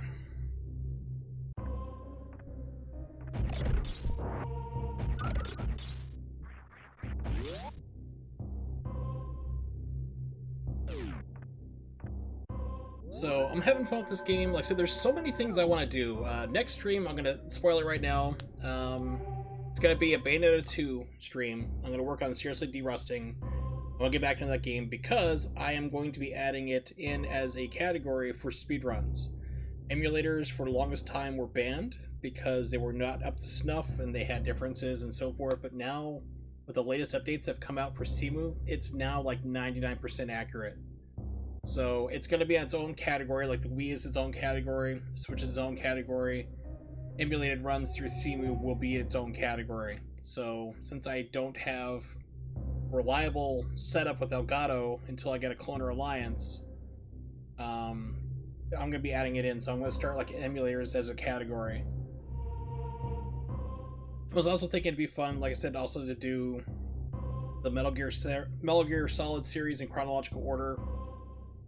Emulators unfortunately don't run 3 exactly too well on my PC, but it'd be 3, 5, 1, 2, then 4 would be the correct chronological sequence. I was thinking about maybe doing a Breath of the Wild playthrough. That could be fun, or annoying, I don't know, I'm not sure. Bravely Default. Definitely want to check out Deathspank sometime. Actually, 12's recommended that to me a long time ago. I really want to get around to trying that on stream. Troll Earthbound stream, we can do that. Minoria, I've heard, is a kind of like indie game. It's like Metroidvania type style, like stuff. Want to learn how to play BlazBlue and Guilty Gear more effectively. Might do a stream on that. Ori no Ryori. Drawing a blank on my words are becoming jumbled up. So yeah, I got like a lot of things I want to stream. I even have Devil May Cry 5 installed on my PC, so we can do second chances for that as well. But next stream is going to be Bayonetta 2, and then probably keep playing this game on alternating days until I get through with it. So it can also be fun maybe to do a Knights of the Old Republic stream. I'd have to do that on the Xbox 360. I have it for PC. The PC port, it just requires so much work and mods to get it to work right. It's just not worth it for me to fight for it, trying to get it working. I was thinking I could do like a Jerk Jedi playthrough on that. That could be fun.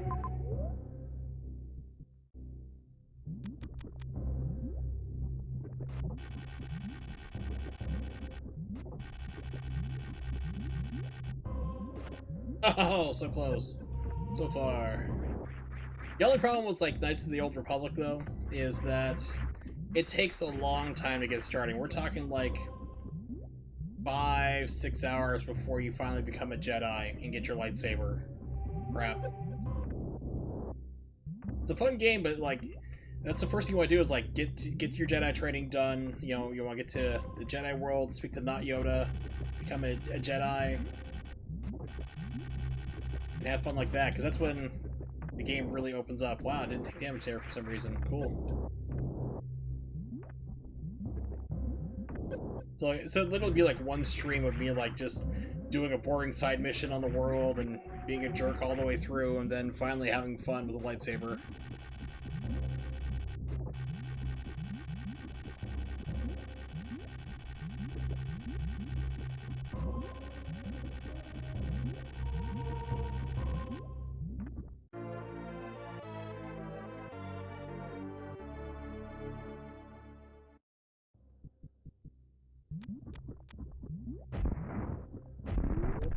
This from Point Blank.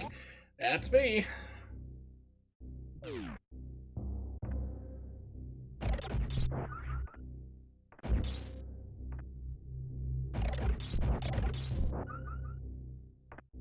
think this is a map room? No. Leads to stuff I've already gotten. Okay.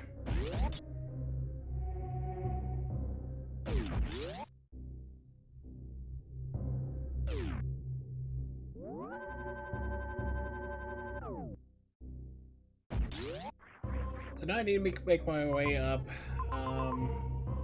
Those are nothing over there. Brinstar, work my way back to Meridia where I was before. Hopefully finding more energy tanks. Actually, no, I'm going to backtrack even further. This is going to be a backtracking stream. I apologize, everybody, but it's like I just don't have enough to tackle the bosses because I tried. Like, I managed to land all the crazy jumps I was trying to do. And, like, the bosses were hitting me and taking off, like, almost an energy tank per hit, almost. It's like, okay, I need to get more health. And I know where a couple energy tanks and things are, I just need to go get them. Speedrunner and speedrunner skills I do not have. Okay, so we're back in Brinstar. Got everything over there. We're gonna go over that blue chunk.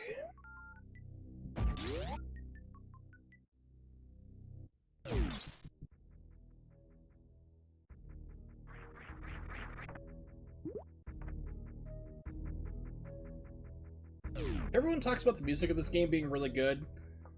This is like the only track I really like in this game. It's more, this music seems to be like more atmospheric than anything else, really, in my opinion.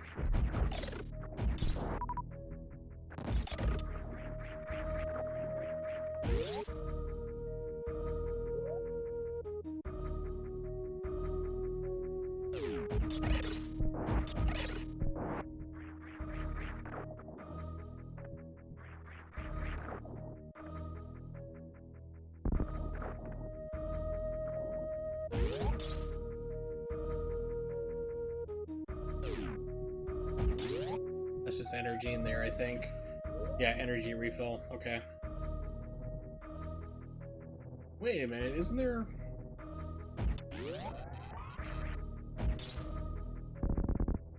There was something here, like maybe a power bomb.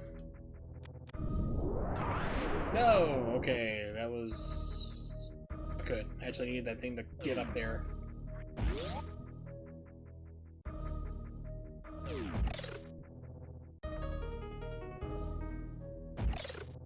You can technically do this without the ice beam. It's a pain in the butt. Speedrunners do it all the time. You want to have fun, just get the ice beam and come back to this later like I'm doing now. Oh, jeez.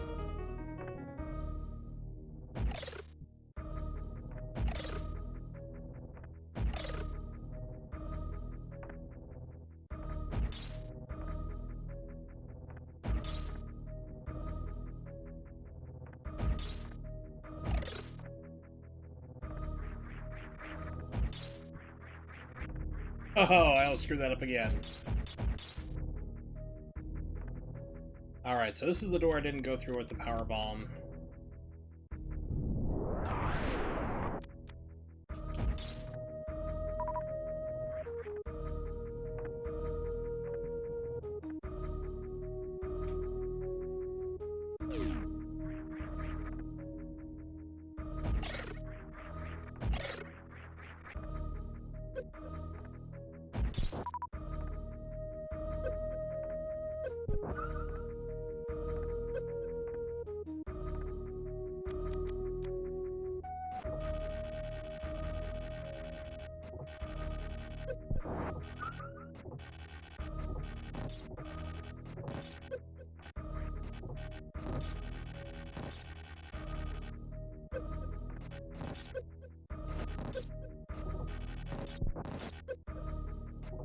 Doing great.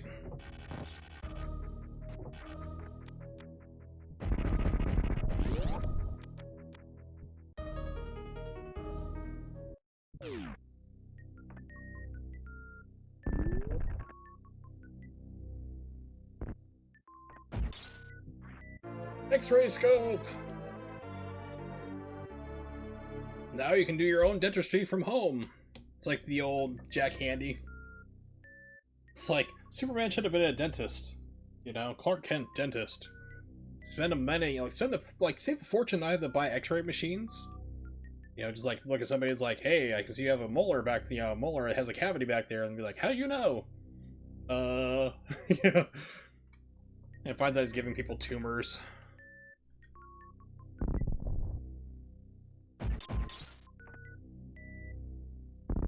If only there was something that could help me show me the way.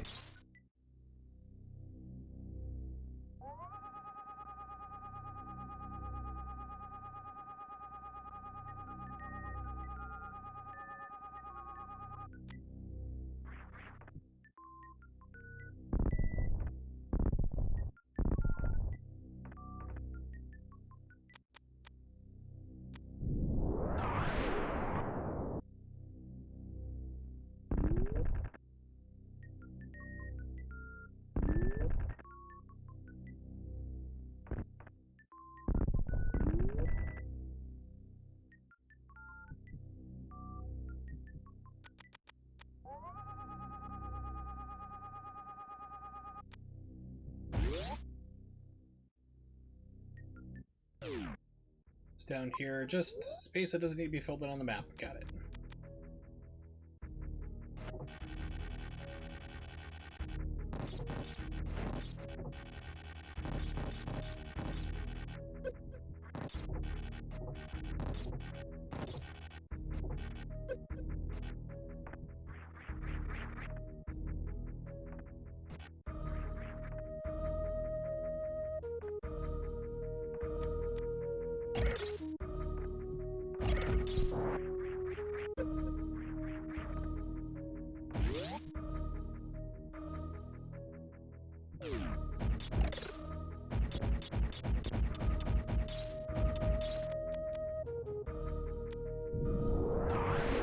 When it comes to those guys, don't even mess around, man.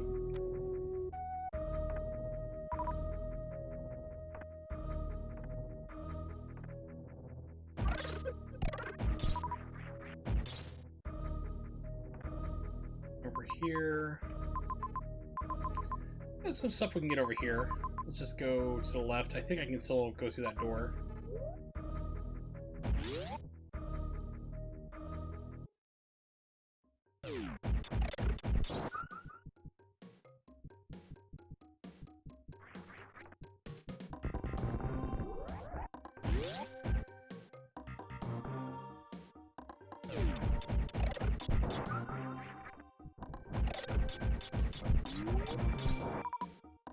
Yeah! That's not supposed to work that way, but it did. It did anyway. I'll take it. Need real fake butter stuff in my popcorn. Never tastes like the movie theaters. Well, my friend, you are talking to the right person. First thing you need to do. Step 1. Go on Amazon. Buy yourself this. This is seasoned salt. This is the exact same stuff that movie theaters use in their popcorn. We're talking like if you're making a third cup of popcorn, like a big bowl full, maybe a little bit more than half a teaspoon. I mean, you don't need a lot of the stuff. It's very strong. A little half of your teaspoon in your oil you're using. 2, the oil that you use in popcorn for movie theaters is coconut oil. Unflavored, unscented coconut oil. Just enough to cover the bottom of your pot. Throw in your flavor coal in there on the bottom. Mix it all around there, throw in your kernels, and just pop your popcorn like normal. Or if you have a machine, let the machine do the work, unless it's an air popper. And you will get, I swear to God, exactly just like what the movie theaters is, because it's the exact same stuff they use. It's no joke. I bought a container of this about 2 years ago, and I barely made a dent in it. This is like a lifetime supply. It's like you will never run out of this stuff unless like you're opening your own movie theater. It's the best thing ever. Then I just put like a little bit of butter on it because I love popcorn. A little butter, maybe a little dash of extra salt, and that's it, really.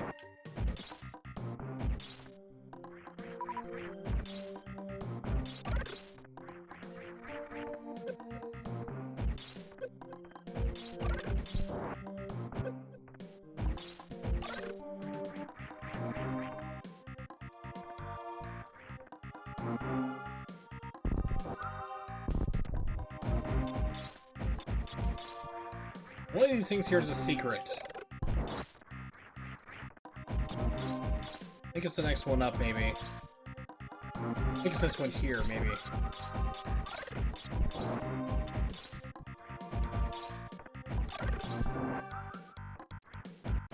Yeah, that's the one up there. Holy crap, I managed to hit it the first time. I will never do that again. From your own strip club, don't think they serve popcorn strip clubs. No, it's too greasy, and the dancers get upset with greasy money. You know. It's probably not worth it to do it there. I mean, you could, but I mean... You do you, my friend.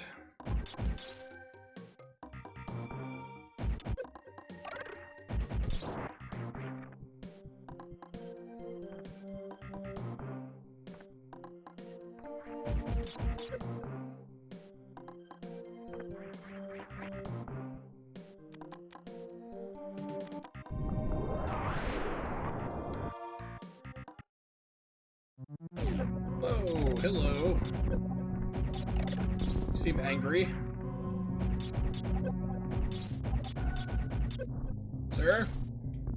Please, I lack skill.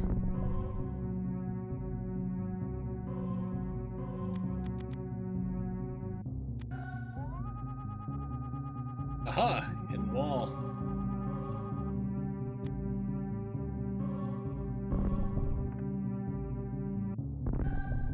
See, X-Ray's paying off already. For me.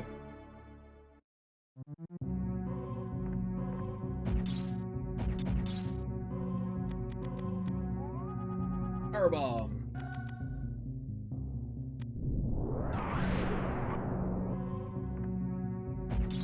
Cool, we're back at the start of the game.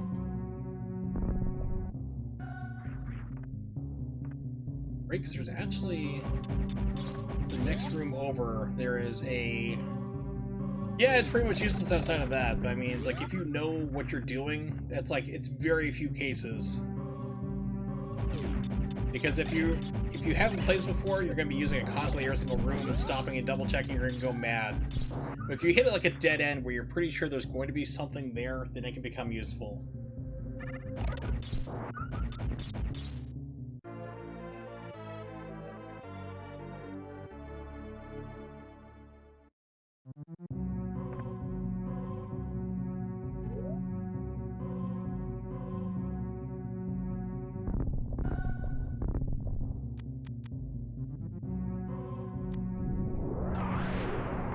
Yep, so what's the purpose of doing that?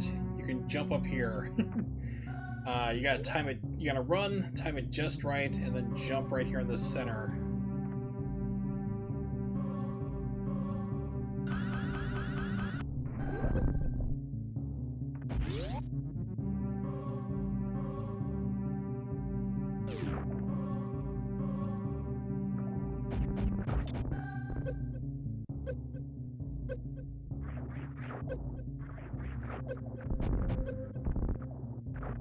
Okay, why is gravity increased here? Yes, I did. You might want to pause and unpause there. I think you might be a little delayed.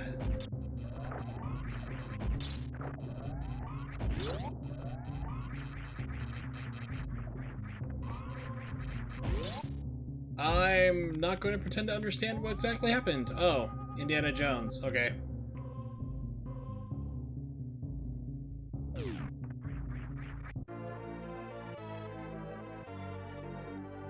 And here I am on stream being proven a liar that X-Ray is actually a little more useful than I remember.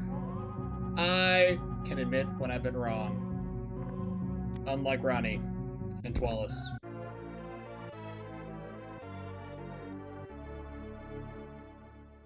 Mostly Nimics, though.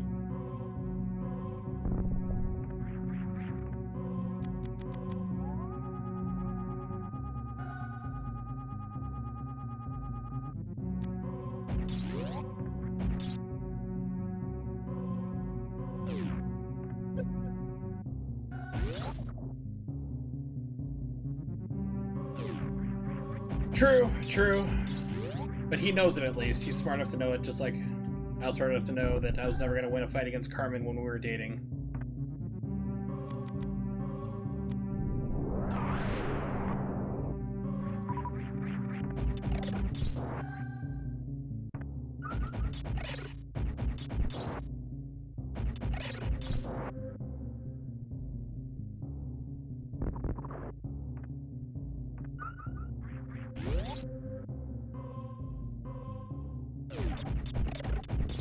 Alright, so I'm feeling better already. Got those extra power tanks. We're doing good. Let's go over and see what these items are. Oh, no, I never got her to almost play anything. The only thing that we'd actually play was the Mario Kart games.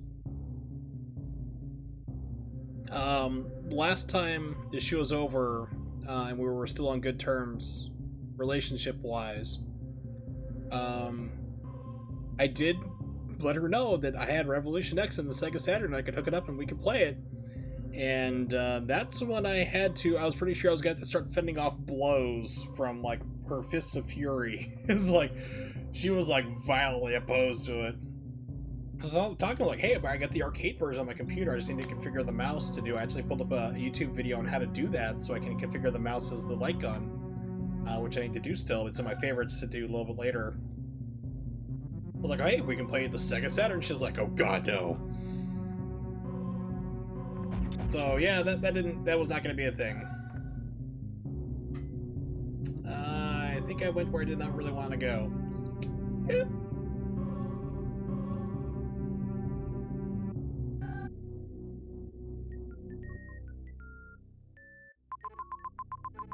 Yeah, we're pretty much all good here. Let's go back down. Wait a minute, I think there's a secret up there. Speed it up with the terrible crackling sound, sorry.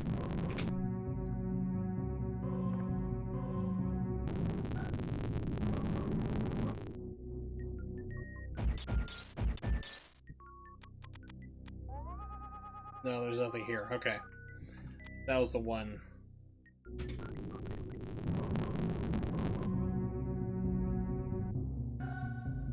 She is still welcome to come to my place though if she wants to hang out or anything like that. Like I said, I'm not gonna be an ass like that or anything. Maybe play some Mario Kart 8. I don't think she's ever played... She played Mario Kart Wii and she didn't like that. It's like, nobody likes that game.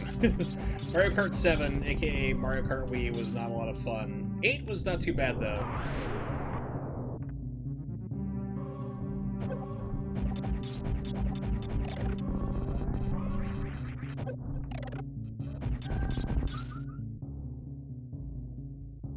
Yeah, that audio crackling is terrible, I agree. That's why I try not to use it too much. Fast forward. Keep running to the left. Links.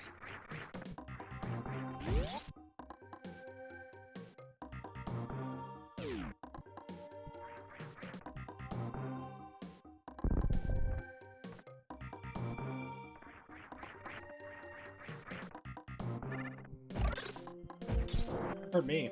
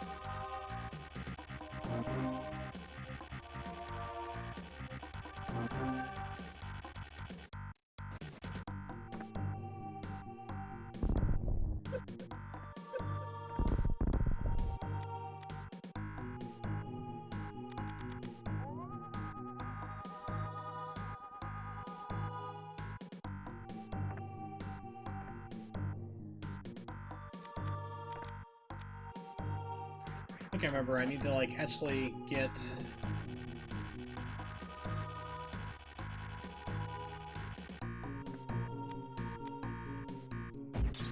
Yeah, the wave gun will actually open that up now, which is ironic.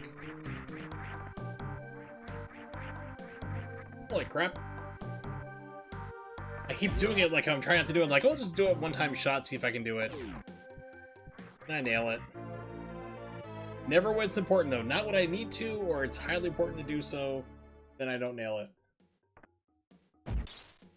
But a lot of this fun is really just, like, backtracking, really. Like, going back to places you've been before and realizing, oh, I can get things here now, you know, that you couldn't get before, that weren't possible.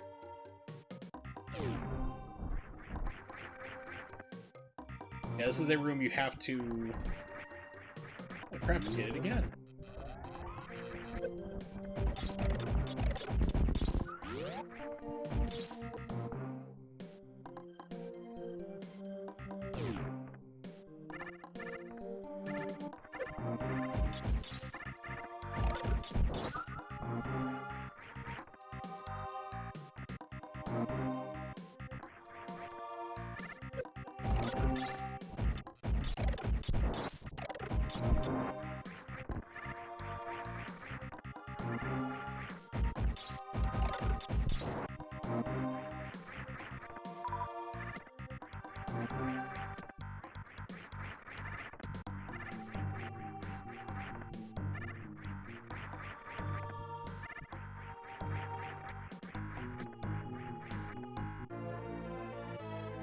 I am seriously impressing myself. I'm wondering, like, am I actually getting the hang of this stupid jump?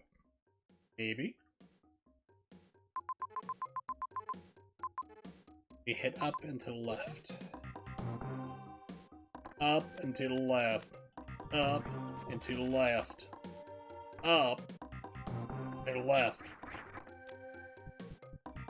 Now, the JFK director's cut with 3 more hours added in of Kevin Costner saying back and to the left.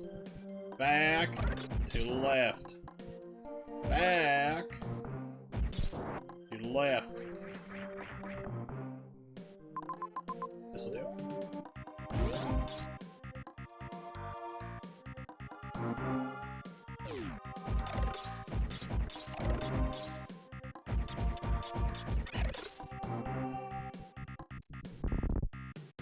Oh no! This is where the game forces you to learn how to do wall jumping. Or at least it tries to.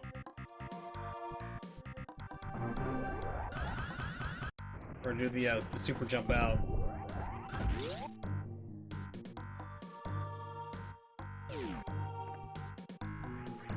It's like, here's a full energy because we know you're going to screw this up learning it.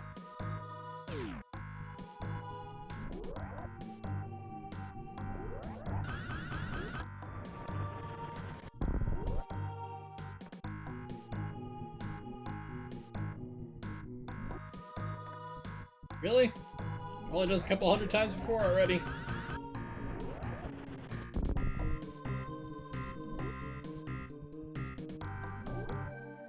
How am I messing this up all of a sudden? Is like, did they change how it works for all this area specifically?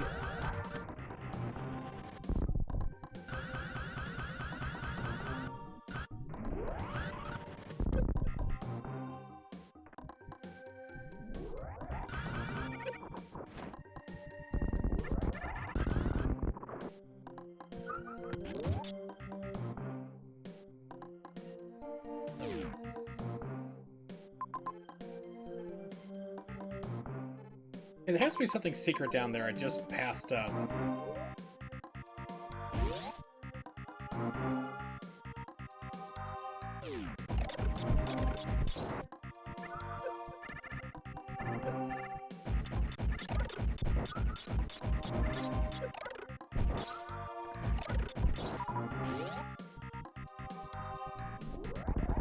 But it's funny though, you actually mentioned Revolution X. That is actually something like I have thought about playing again on stream, but doing the main version.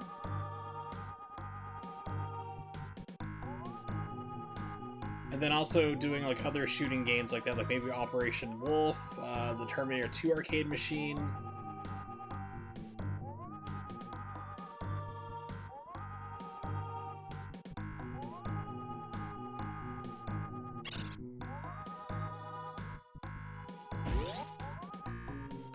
Okay, so what's the secret then?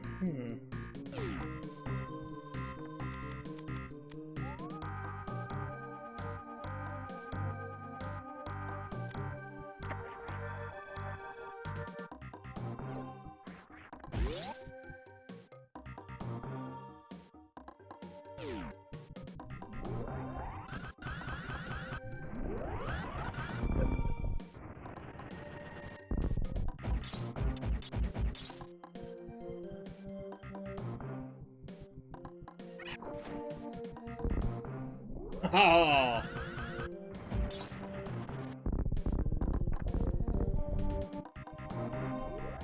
I'm a little bit wrong.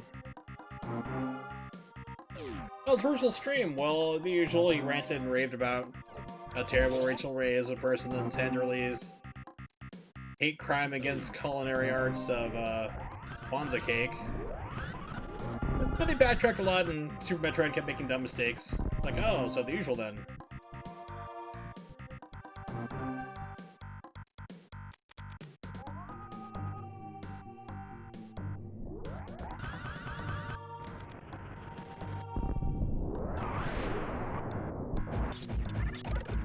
It's like, yeah, you need the speed boost that I can just load up normally.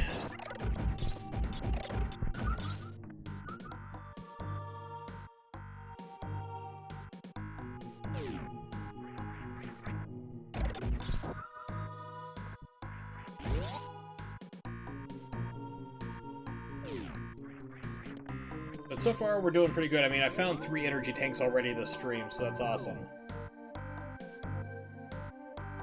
Now I feel a lot more confident about moving back to where I originally was.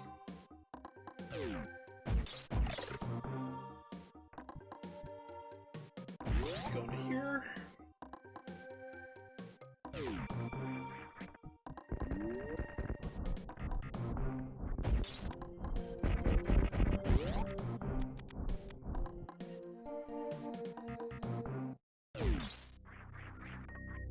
Ooh, another reserve tank. Sweet!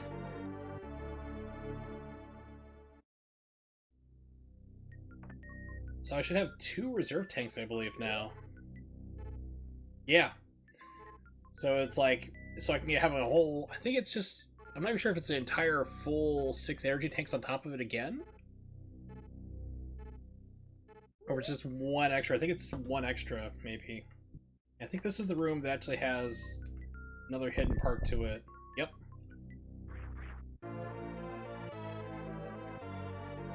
If you've never seen a 100% run of this, either through a speedrun or a task, definitely check it out. I think Nimix did a 100% task of this.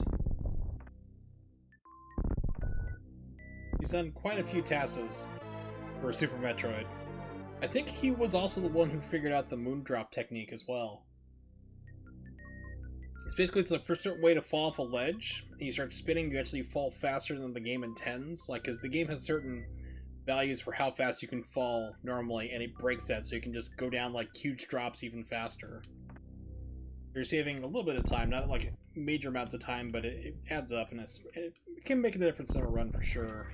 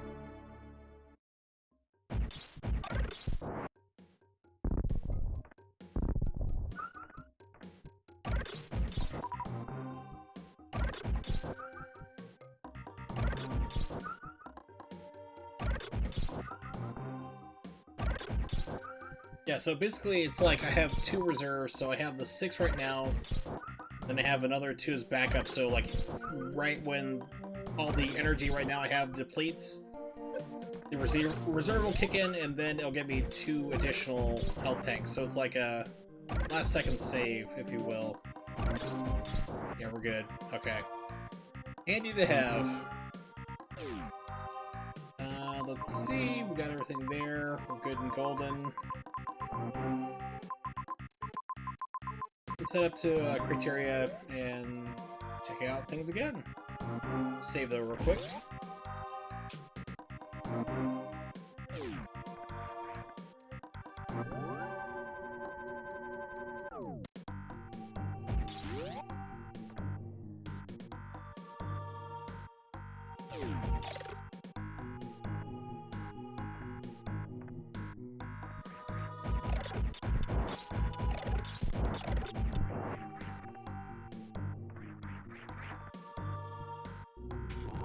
Just for mimics.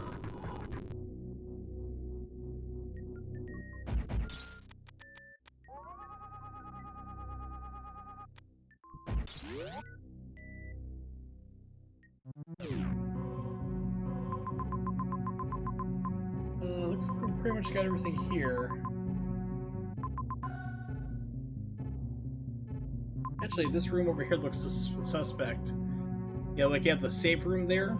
You go down 2 blocks. It's got like the little dot in the center of the pink there. It looks like there's no bottom though, so there might be something there I missed. Let's head over there.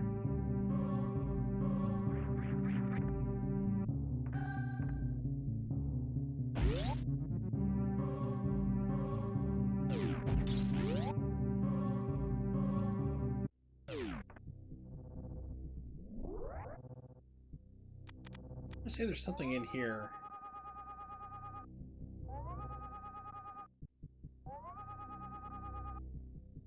This is the trap of the X-ray. It's like you start going to rooms like, I think maybe there's something here, and you start doing this crazy crap.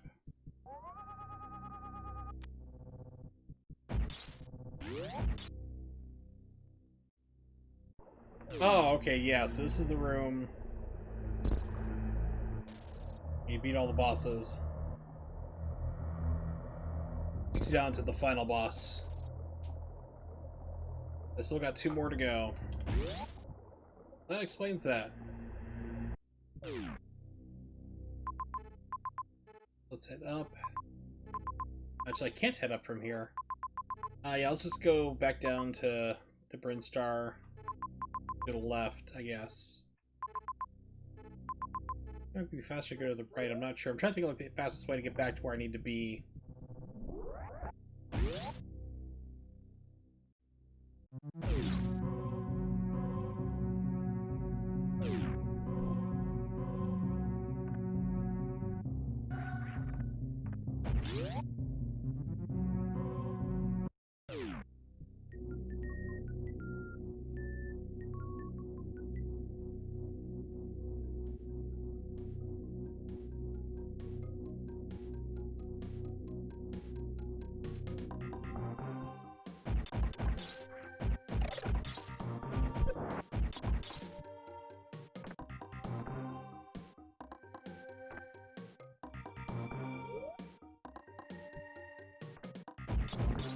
They never went down here.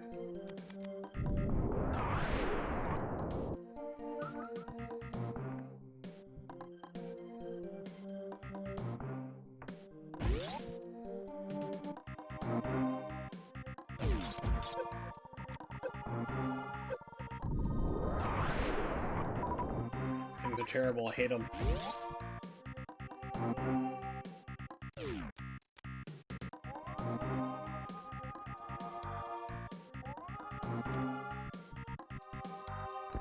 Yep.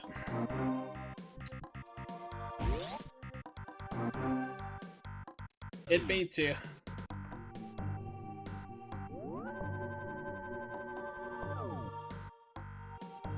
So I've been jumping at a lot of things, because there's like, oh, here's an energy tank or a missile, and you go run for it, and like a couple steps before, it's a false floor and you fall down. This game will do that. I think this is where it's supposed to teach you how to do the wall jump. Maybe not.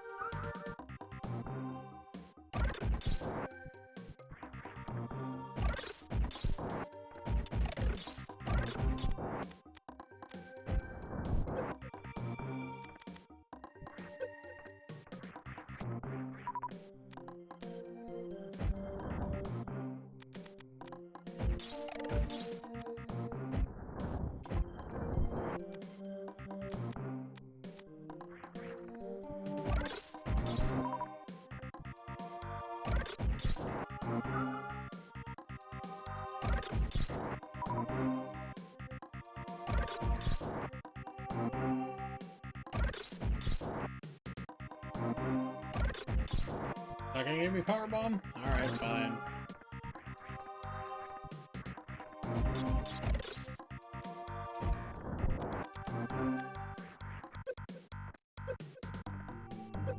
Ugh.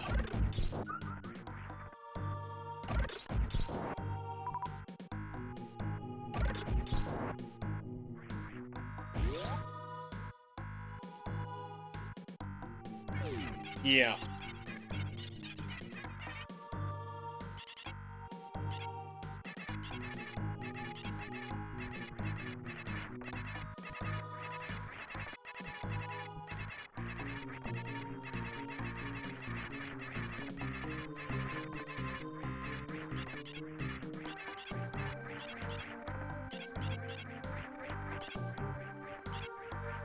This is like truly the part of the game I hate the most.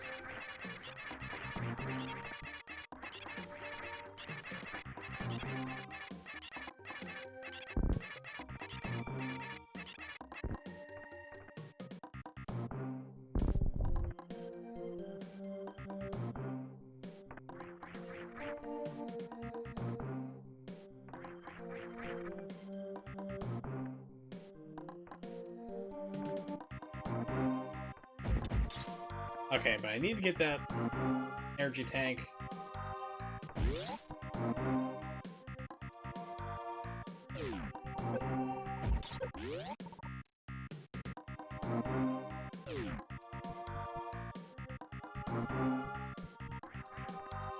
Aha! Suck it, game.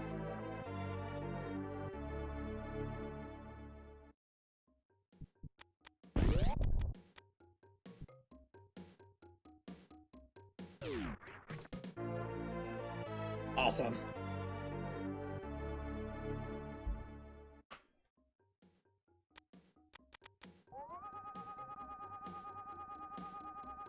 I hate to say it, but in that part where you're doing the wall jumps, there are secrets to get, so it's like, I'm gonna go do it intentionally now.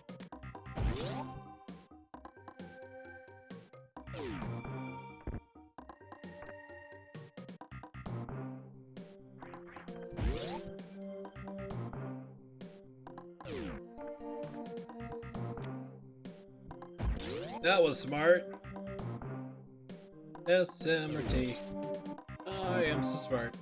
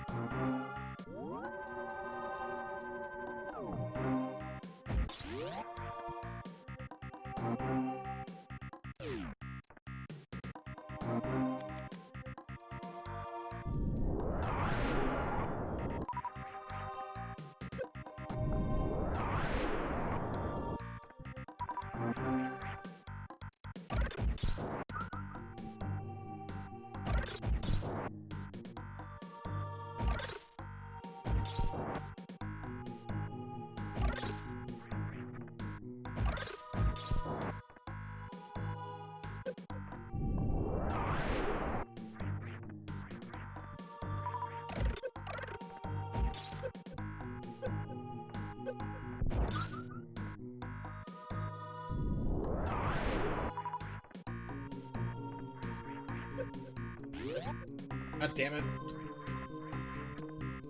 Of course, as soon as I get to it, it's like, oh, too late. It's like, ugh. It's like, this does have... I said, if you just like super lightly flick the jump, you can get an in-place jump.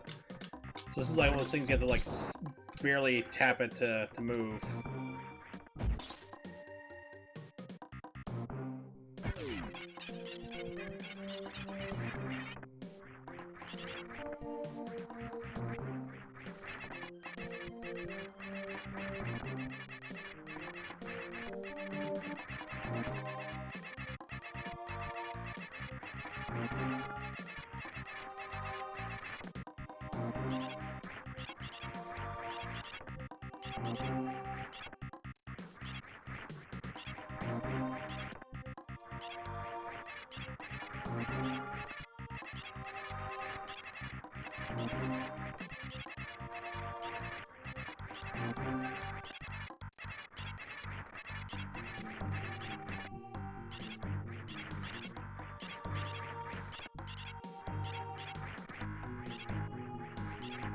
I'm going to abuse the hell out of save states here.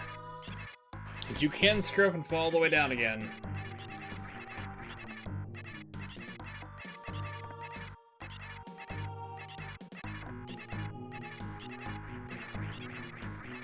Like that.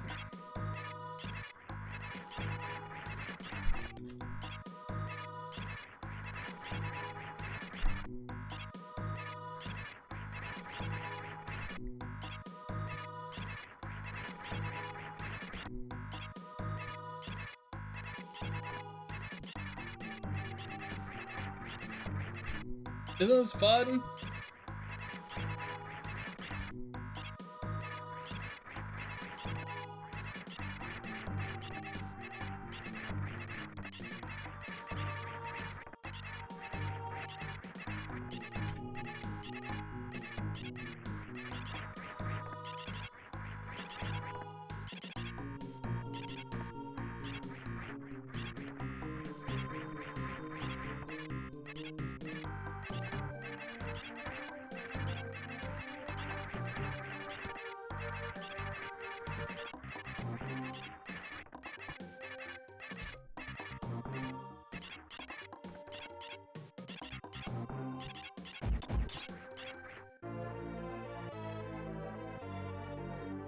Oh. Now, ironically, I have to jump back up again, too, because I'm not going to have enough to clear the gap to get out of here, pretty sure. Or just give you cancer. You're like, you can't joke about that? It's like, my mom died from a glioblastoma earlier this year. I can joke about whatever I want. Because she was making cancer jokes up until the end herself.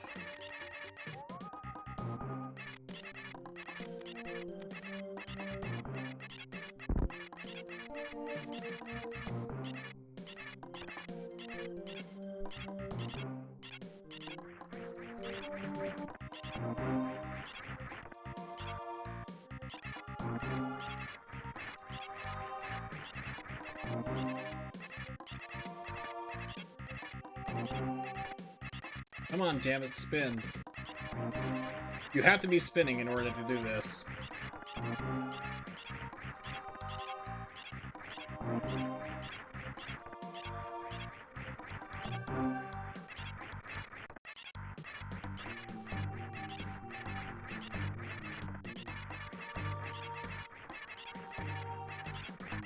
Oh, never again.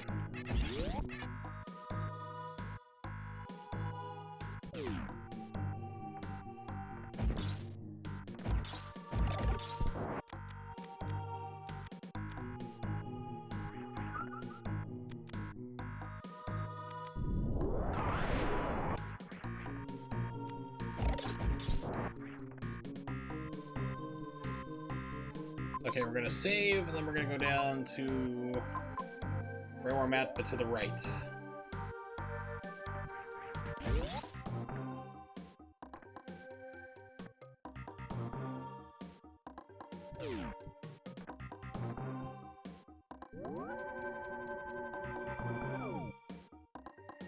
What is the last weapon I'm missing here?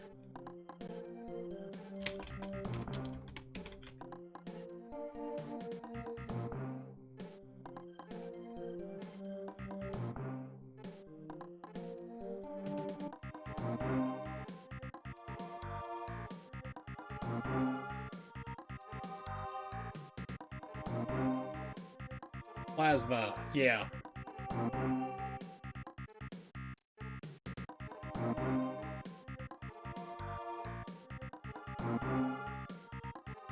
I think I need to defeat the boss I had made my way to before. Then I should be able to go over and get what I'm looking for. Hey, Eloy, I think it's Eloy Salazar. What's up? Just me playing Super Metroid. A game I haven't played in like 5 years and I have fuzzy memories of, so... Mostly backtracking. Mostly loathing the fact I have to do wall jumps, which I am absolutely garbage at. We're gonna have some fun. Fun! Hopefully you're doing great.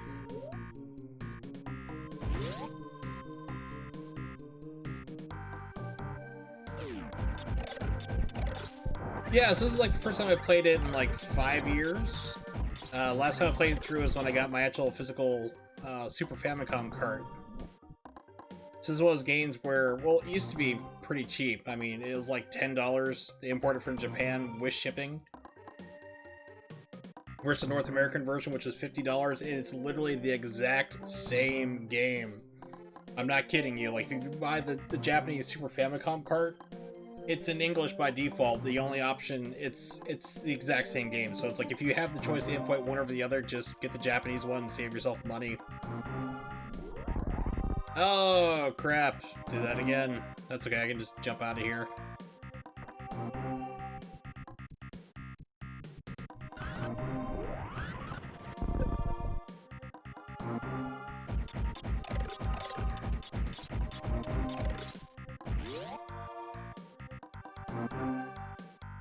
And ironically enough, when I was, because I'm playing this like every other day, so I don't get burnt out on it. It's like I accidentally like sequence break the game. Like I wasn't trying to. I was like, oh, let's just go here and do this, and it's like, then I'd like struggle to figure out like ways to get around like what I did. Like, okay, don't have the grapple beam, so now I gotta wall jump everywhere. It's like, oh.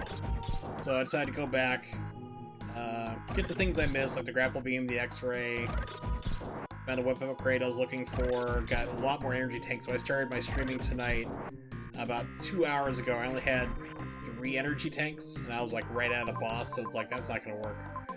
I need to work my way down to Meridia, that's where I need to go. So, downward, I guess.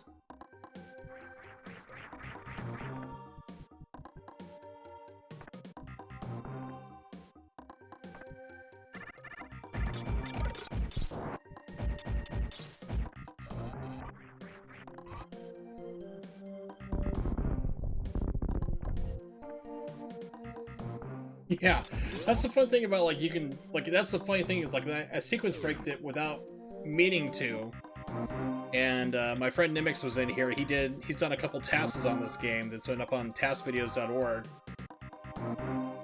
So then I had to figure out how to, like, do the Shine Spark move so I could get across to where I was trying to go to. It's like, yeah, so that became a whole another adventure and a half.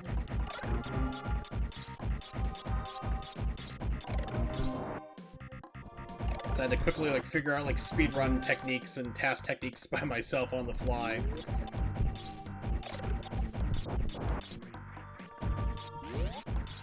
Also playing at RetroArch, which is nice because it allows me to remove a lot of the input delay.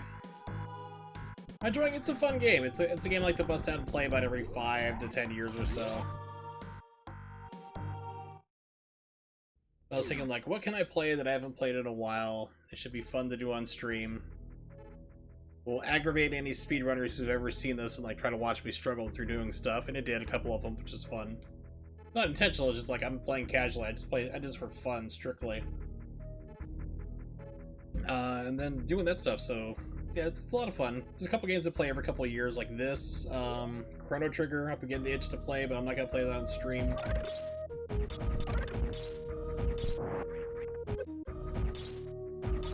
Oh god, these guys.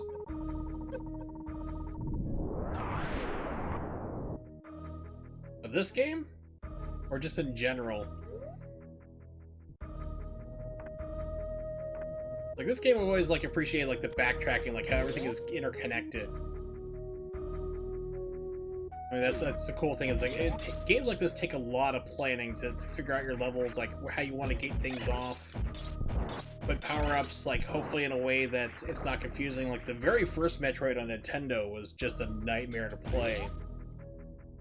Yeah, your beam didn't go full screen. I'm not sure if that was a design choice or a limitation for the system. Probably not a limitation, to be honest. I mean, everything looked the same. You go on these big giant corridors, you just have like, it was a nightmare. It's like, oh my god. So when this game came out, I like the Game Boy version, Metroid 2, which became AM2R, and then eventually became, as I pulled off the shelf here to my right, Metroid Samus Returns, which I'm thinking about playing that as well, because you can emulate that 100% perfectly. 3DS and my hands do not agree, thanks to arthritis. So yeah, it's like then you get this game, it's like they just pulled out all the stops about it. Like the only problem I have with it is the input delay that they intentionally put into the game, where you're looking at least a good 5. It varies, which makes it trickier, so you're looking at anywhere between usually around 3 to 5 frames of input delay. Alright, now we're back to where I actually need to be. This is good. Alright, finally back. Got the things I needed. I gotta find my way back up to where it was. Now that I have the proper tools to do things, it should be a lot easier. Yeah, this game is very well thought out. I'm pretty sure the sequence breaking, either intentional or on accident, was not planned. Pretty sure, at least. The only big problem I have with this game is the wall jumping. I hate that so much. It's so finicky. Since I'm playing in Metroid, I have a little bit of the latency reduction on, so instead of having to fight like 5 frames, it's around 2 to 3, which is very doable.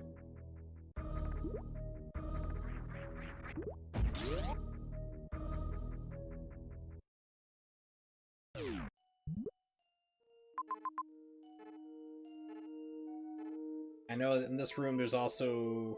Wait a minute. It's over there to the right. Let's go this way. Song of the game? I mentioned it earlier. Can't remember where it's at.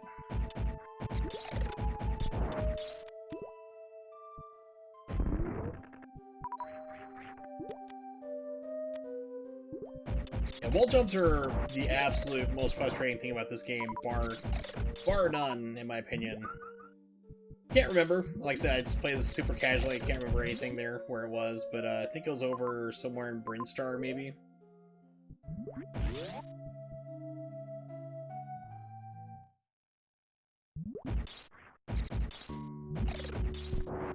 A lot of this game is not really memorable for me for music. It's more of an atmospheric music type vibe to it.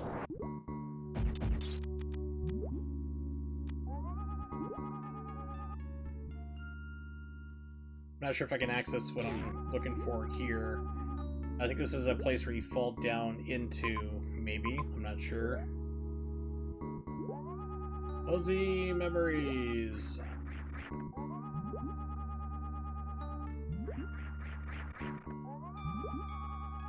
Yeah, that's not gonna help. Okay.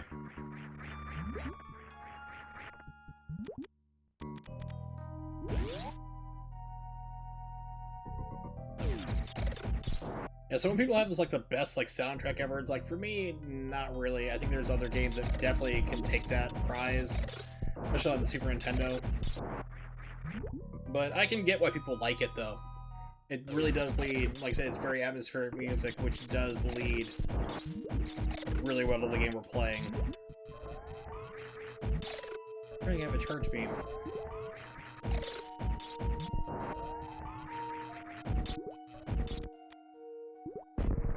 Well,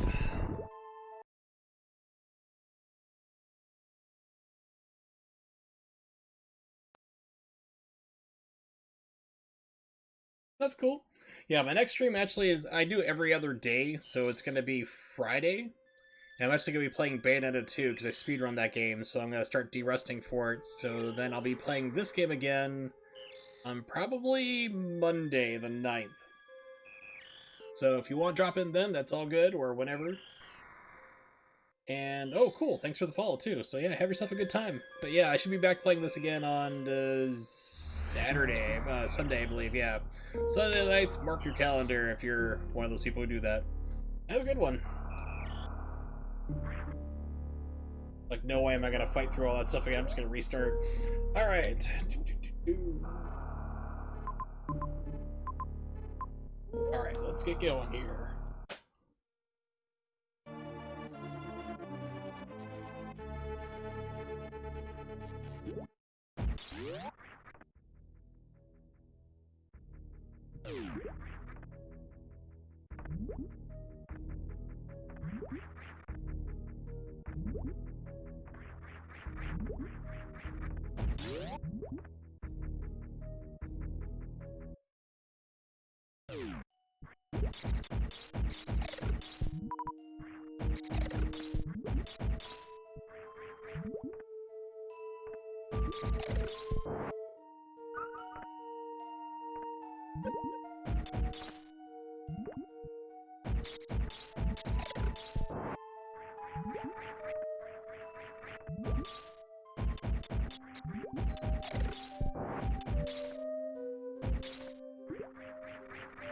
And screwed it up all the way down to the bottom. That's what I would do. Mediocre gameplay, only the best.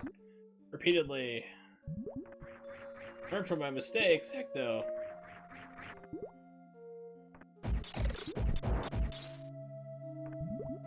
Yes, I remember... Gotta do... a run, like a charged run. And then, like, charge it, go through the door, and just hit it just right, and you'll, like, shoot all the way up. Like, you gotta get just nailed just right, and you'll get that crazy missile up here. It's one I rarely ever go for. Let's see. So what's over here?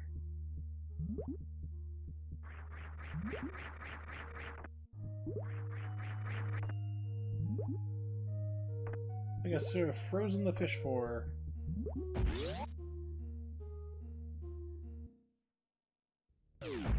Reload the enemies.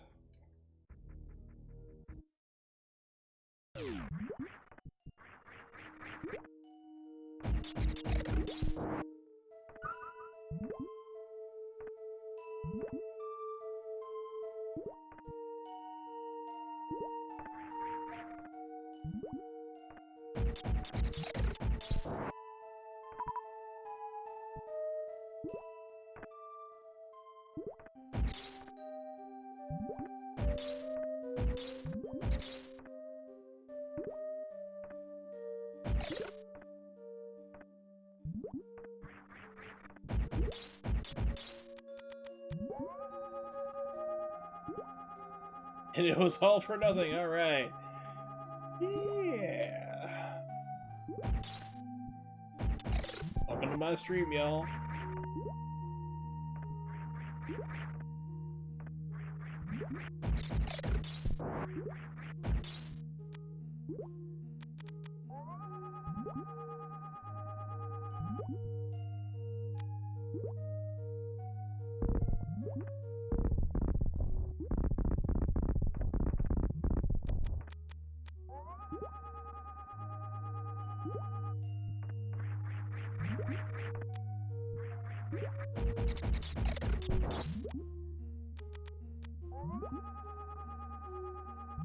So it's probably the entrance that's in the next room I'm gonna take a wild guess at.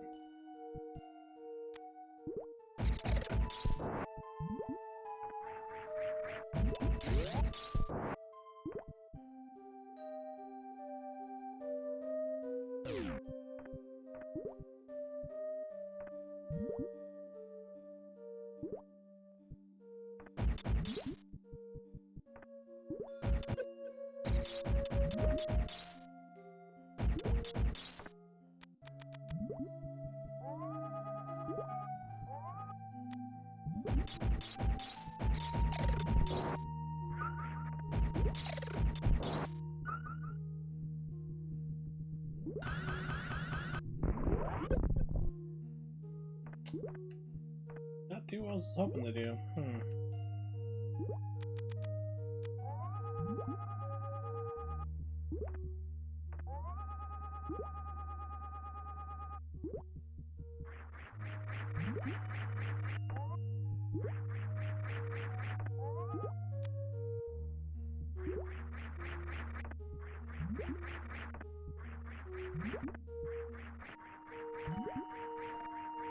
Wow.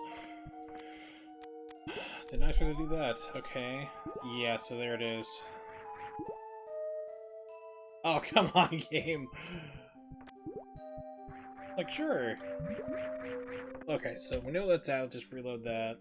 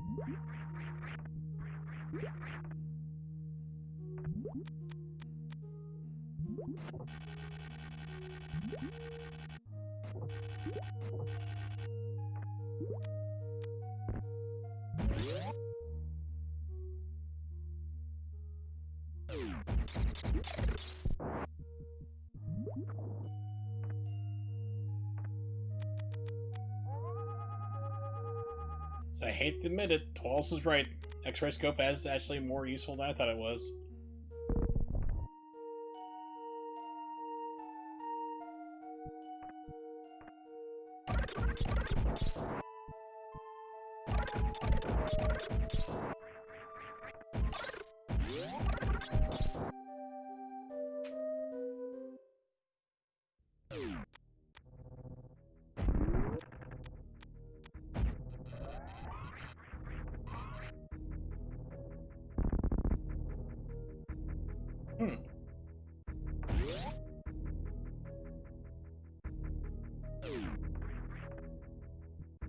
Eat. Alright. I need to run to the restroom real quick. Guess we'll leave this music on here. I'm going to put on the BRB screen. Don't go anywhere. I'll be back in just a minute.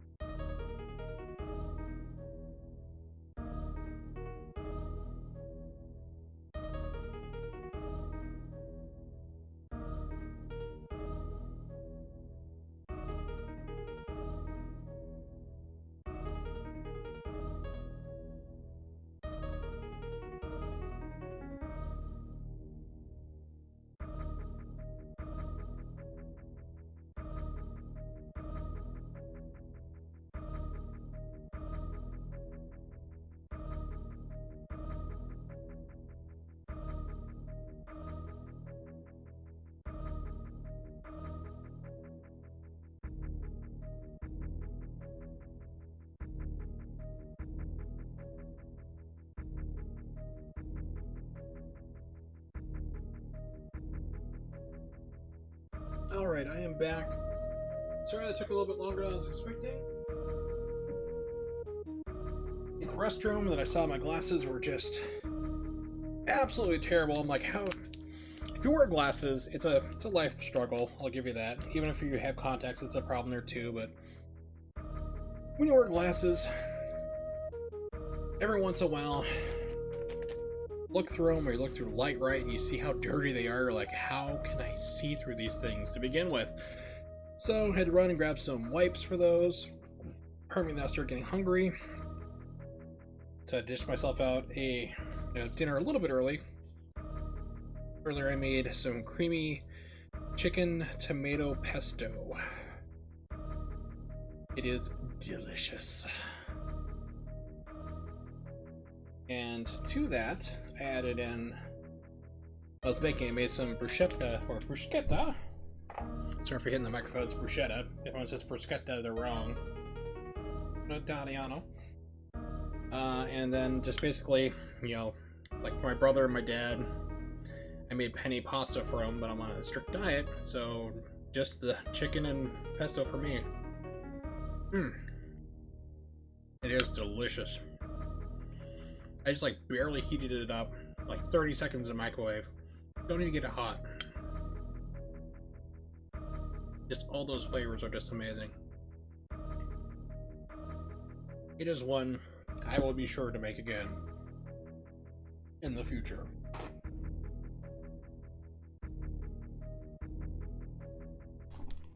But enough ranting about that. Pop those headphones back on. Let's get the game back up and going. Alright, so where do I need to go now? I need to go back up to where I was.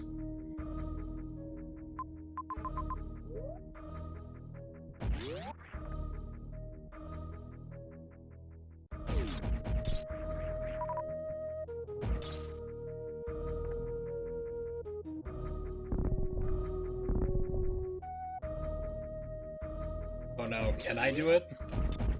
I just one-way myself here? I did. Oh no.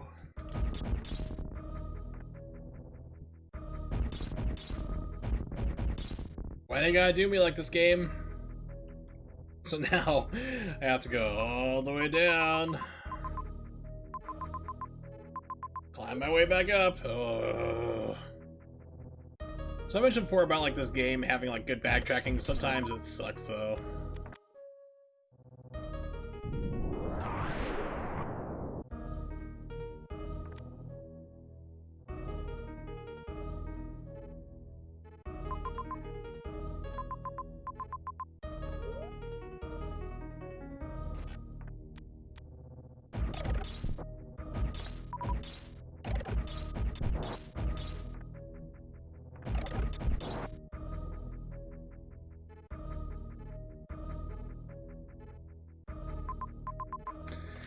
Let's see, I'm gonna take a look here. Map.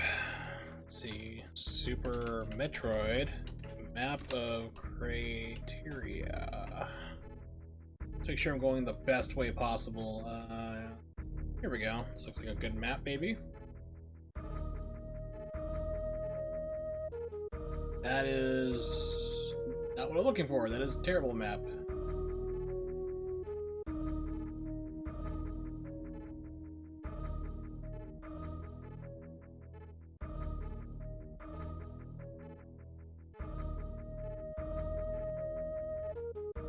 Okay, so there it is, that goes up there to the top. Wreck ship does have an entrance. It just still looks like the fastest way. Still keep working my way down here, go to the left. I can go left from here. Straight down the old shaft and back into Meridian and climb my way back up.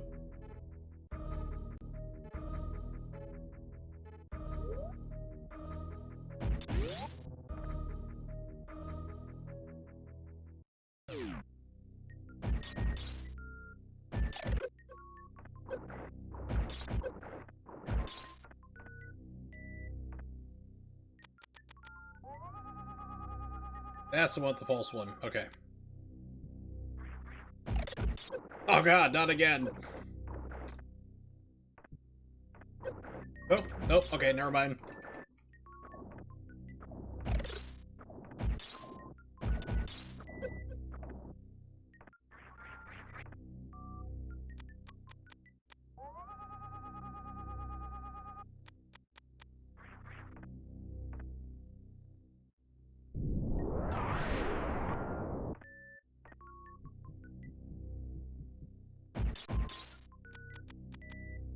Oh no.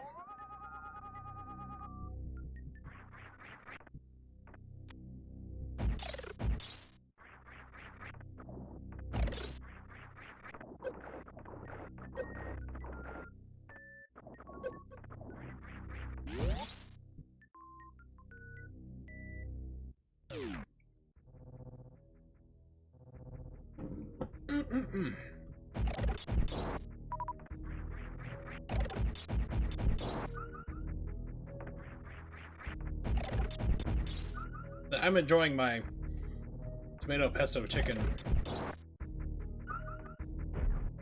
And it's kind of unusual for me because, like, I've become culinary slob where I'm usually not happy with my cooking. It's edible. People rant and rave about it, but I'm like, I could have done this, could have done that. Needs a little more of this or that. I'm just, like, enjoying this. Like, this tastes amazing. It's like, there's nothing I would do differently. It is perfect. Okay, well, I guess I have to head up then.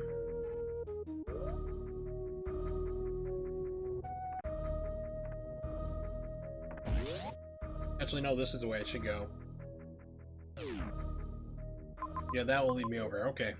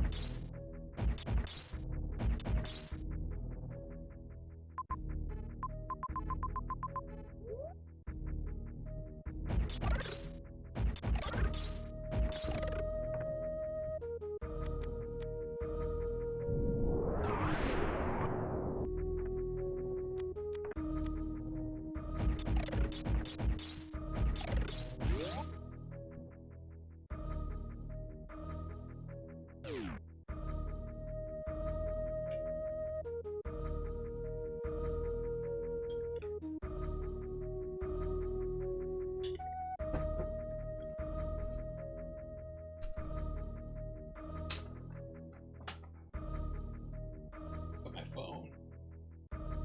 Put it back up so if somebody messages me, I can hopefully see it.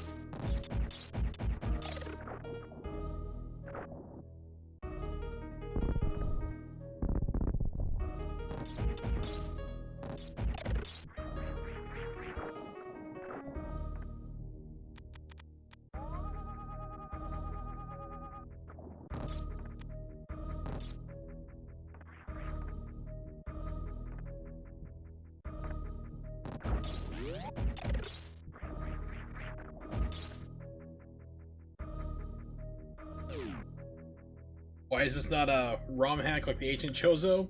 Because I've never played that one, to be honest. This is a game I usually bust out and play for fun, just like every 5 to 6 years or so. Also, what's up, DJ? So it's just like me having fun, exploring, getting lost, frustrating people who play this game religiously inside and out.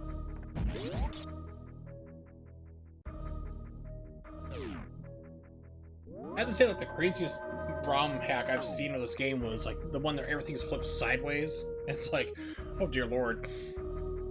From a man who can barely do the wall jumps in this game, to have everything to have to be a wall jump, I'm like, no, I'll pass.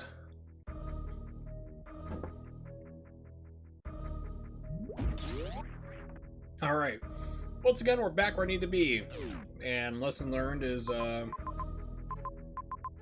climb up from there again. Took me out exactly where I don't want to be. Need to work my way up. And I know there's a weapon in here. I think it's a plasma, but I think I have to defeat the boss first. Or to get, like, the jump that lets me, like, jump infinitely. Then I can get the plasma, I think. It's like fuzzy memories, as I like to call it.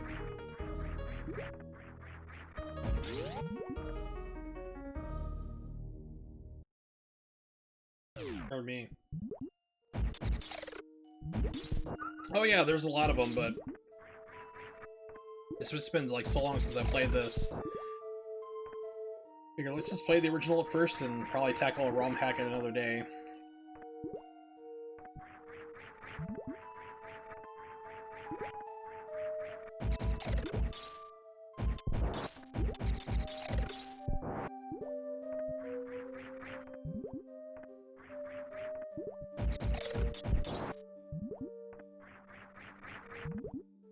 I think someone, unless it's the one you're mentioning there, I think someone also did, like, I think they recreated the original Nintendo Metroid with Super Nintendo graphics, I want to say. It's like, I know it's like people have gotten, like, really crazy for what they can do with this game and the hacking and recoding.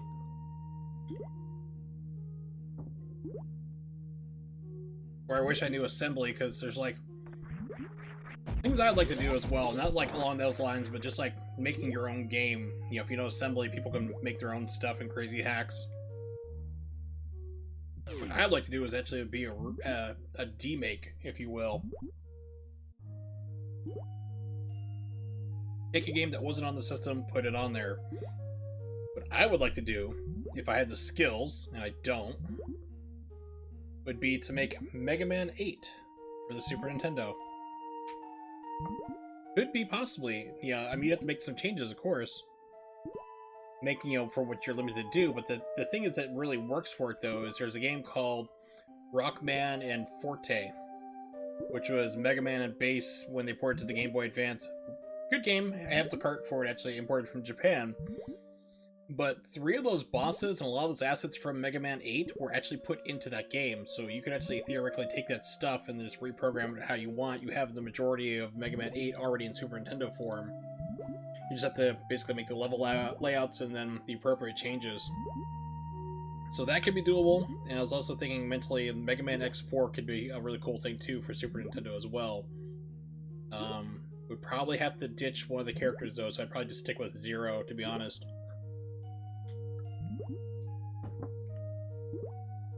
Things I'd like to do, but I never will, because I don't have the skill to do it.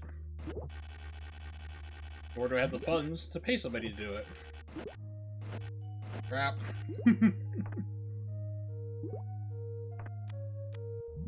Welcome to subpar gameplay!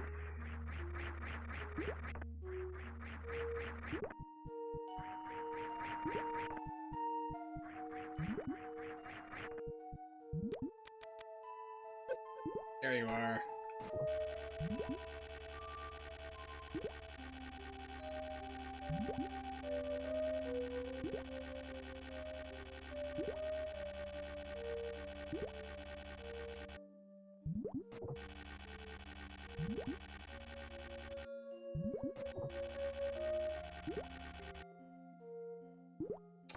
Okay, let's do it another way I know how to do this, that I learned last time.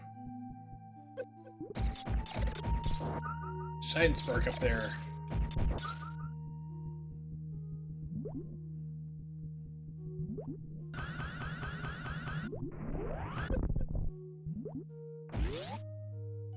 So I had to learn how to do that last time because I was here originally with only 3 energy tanks, no grapple beam, no X-ray.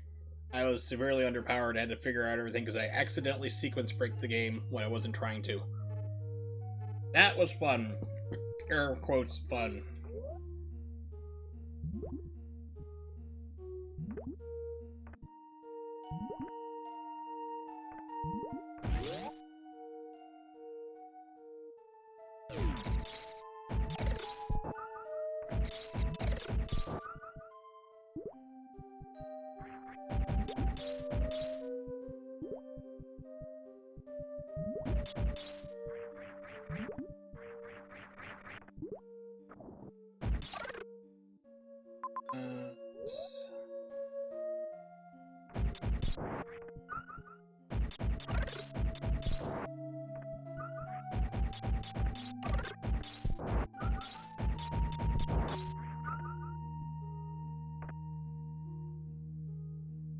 Or no.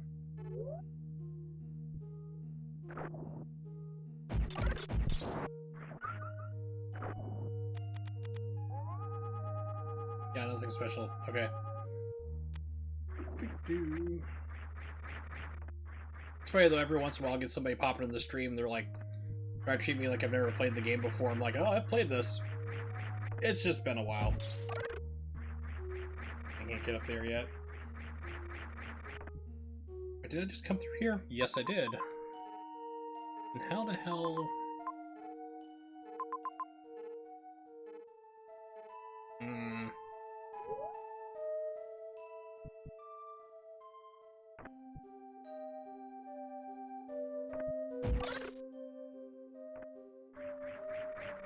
Okay, there is nothing there. Okay.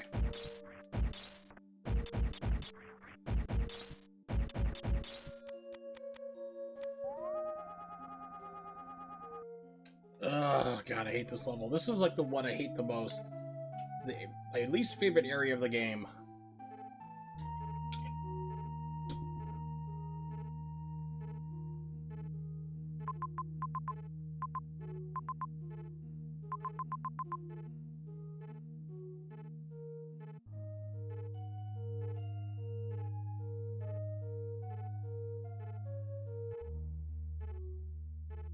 I think I need to get down to this save point right here on the side of the screen.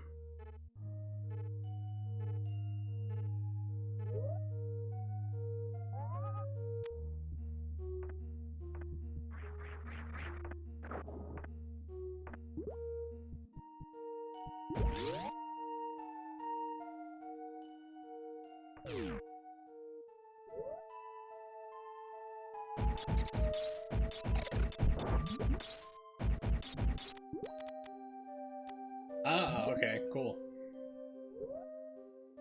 Thank you, game, for giving me that hint.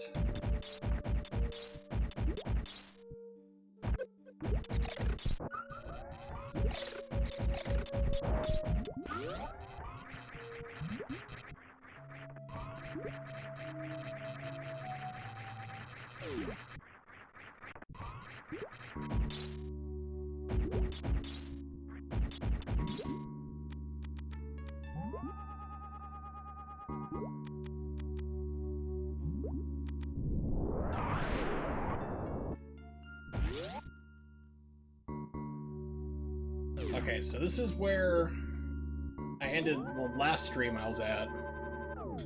It's taken like 2.5 hours, actually almost 3 hours of going around exploring and leveling up and stuff, because I only had 3 energy tanks when I started this run today.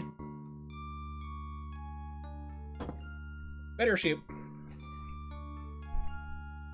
So if I remember correctly, I went and tested out a room. There's like another room that had like all these like crazy wall jumps. Easier with the grapple beam, but it's like I suck at wall jumps, so I had to go get the grapple beam. I think it's like the wall snake or the wall worm guy, and then the boss for this area. I think that's what's coming up.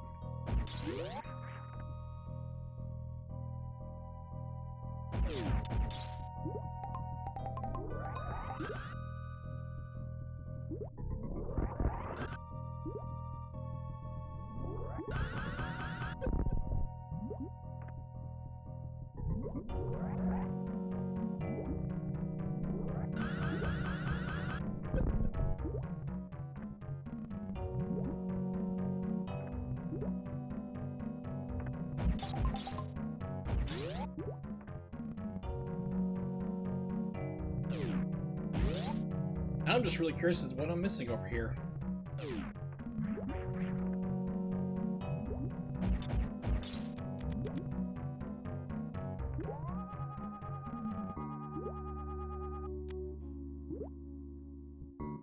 Okay, so that's a turbo. That means that this is turbo 2. Okay.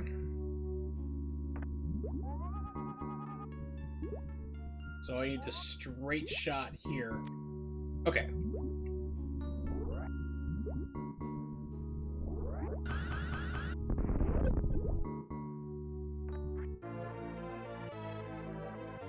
Slowly figuring crap out. Alright.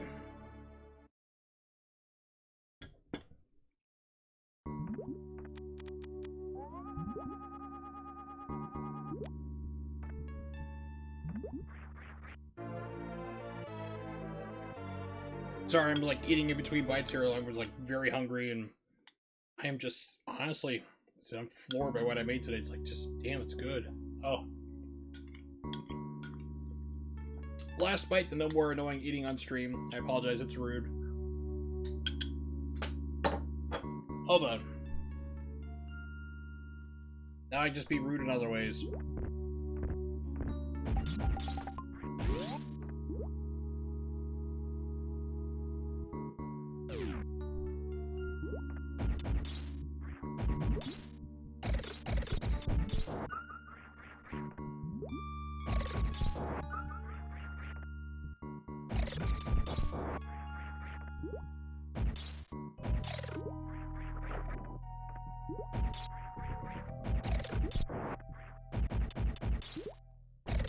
This is literally just a refill room.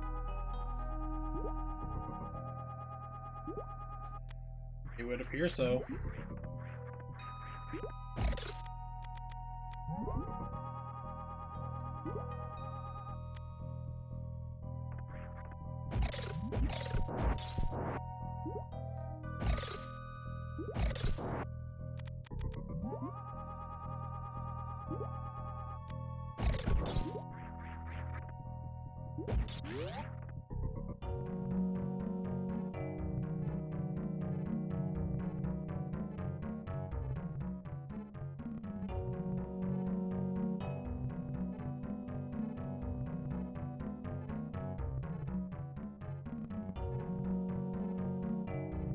Pardon me.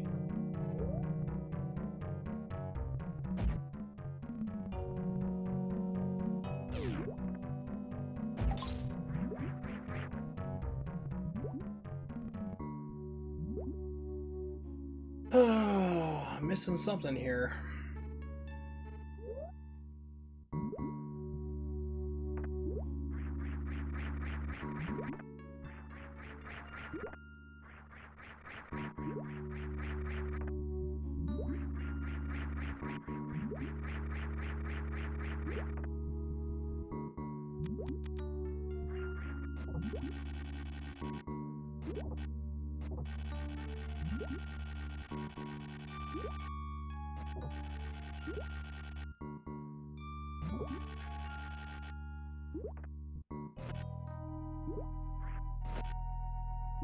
Swing and a miss.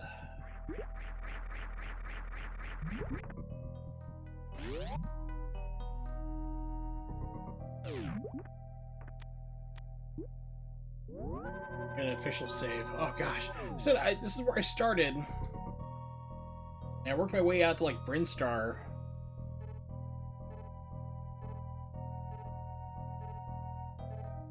Where the hell did I get to the bosses though? I don't know how to get in this room below me, to be honest.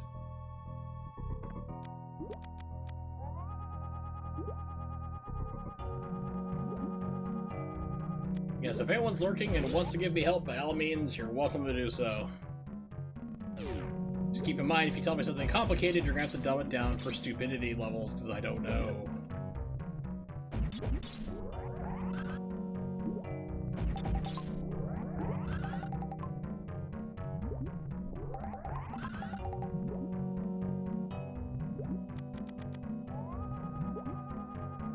Okay, cool.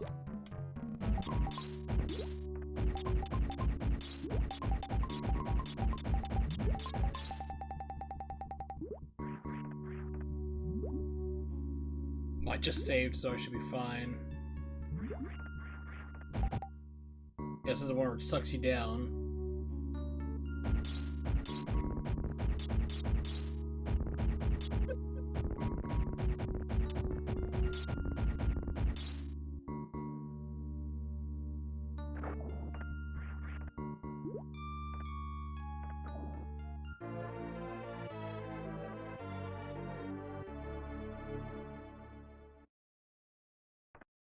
Where am I map-wise? Okay, that's where I'm at.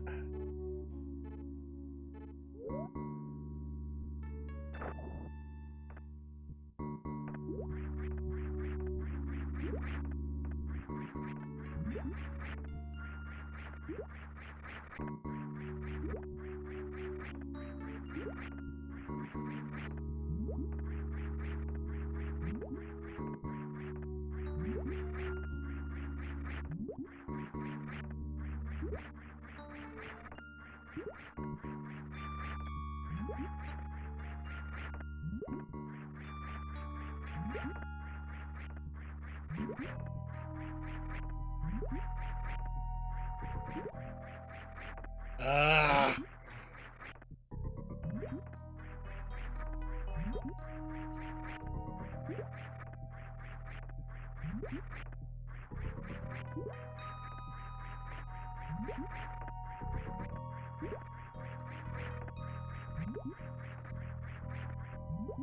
Well, not nimble enough. Okay.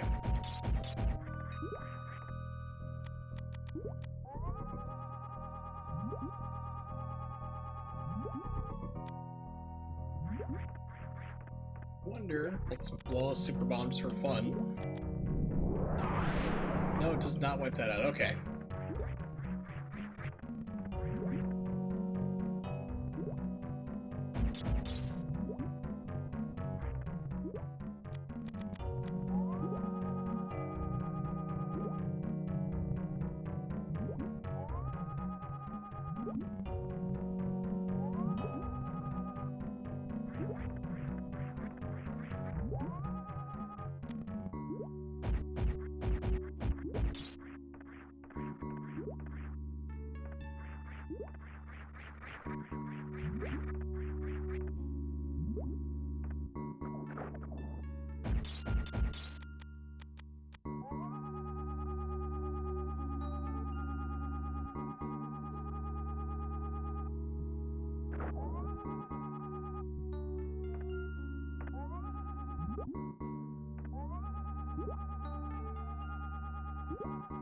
Hmm.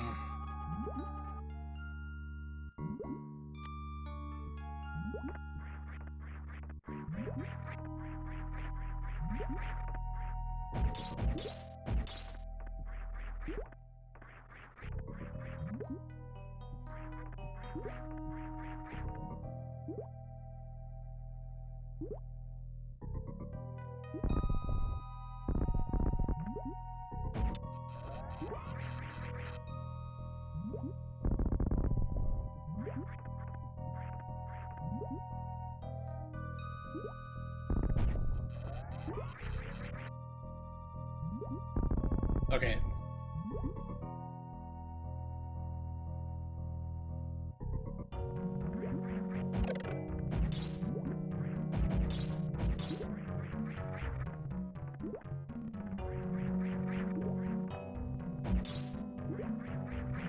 God damn it, sand.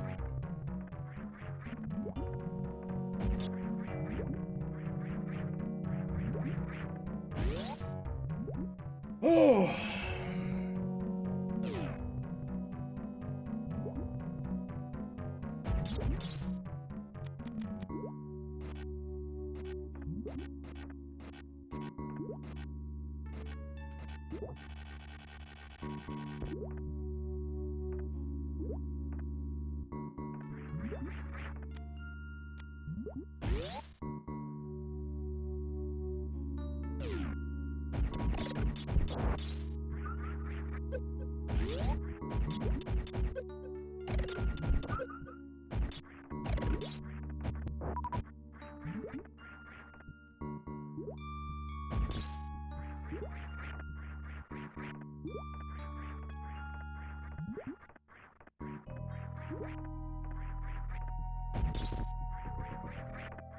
God fucking damn it.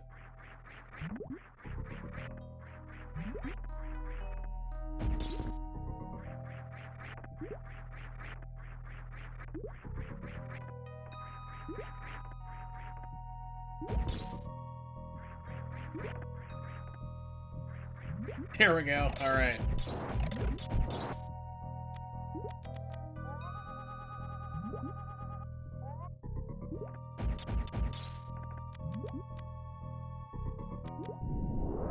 It's a one-way in. Oh my god, you gotta be kidding me.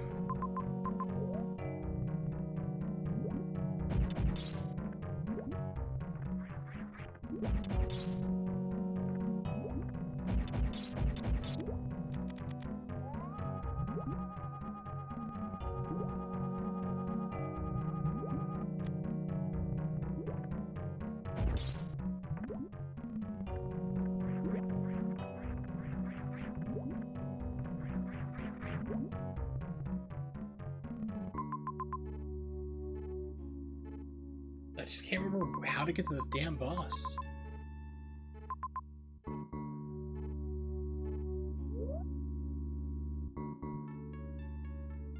So I really, like I said, the level design in this game is really good, but like, comes to like this level, it just, for me, it falls apart.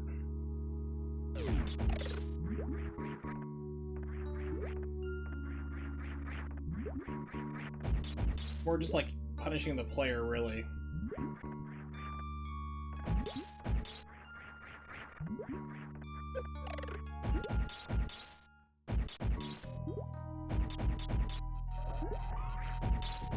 For me.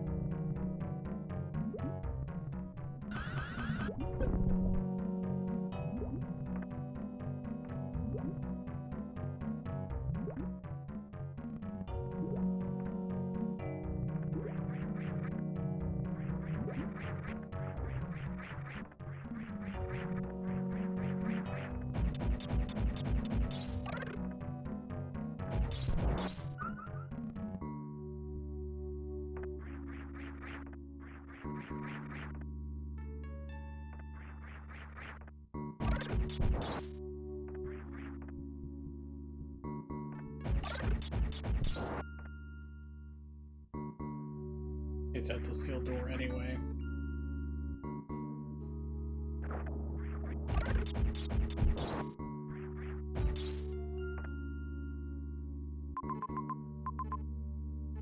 This is the back entrance way in.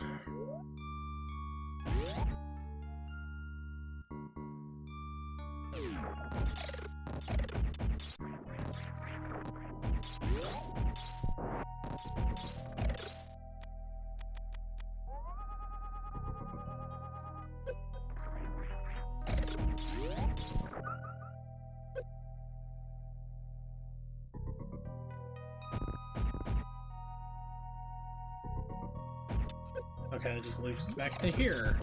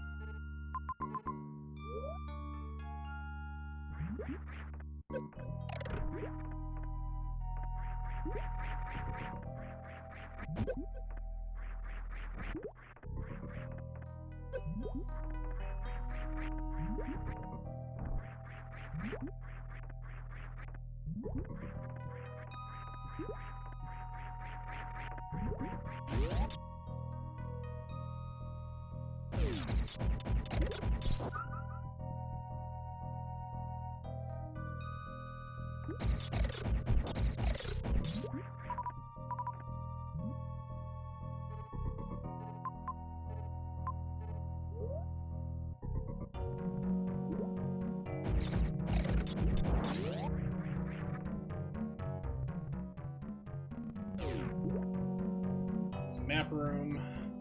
Okay. Something like missiles? No.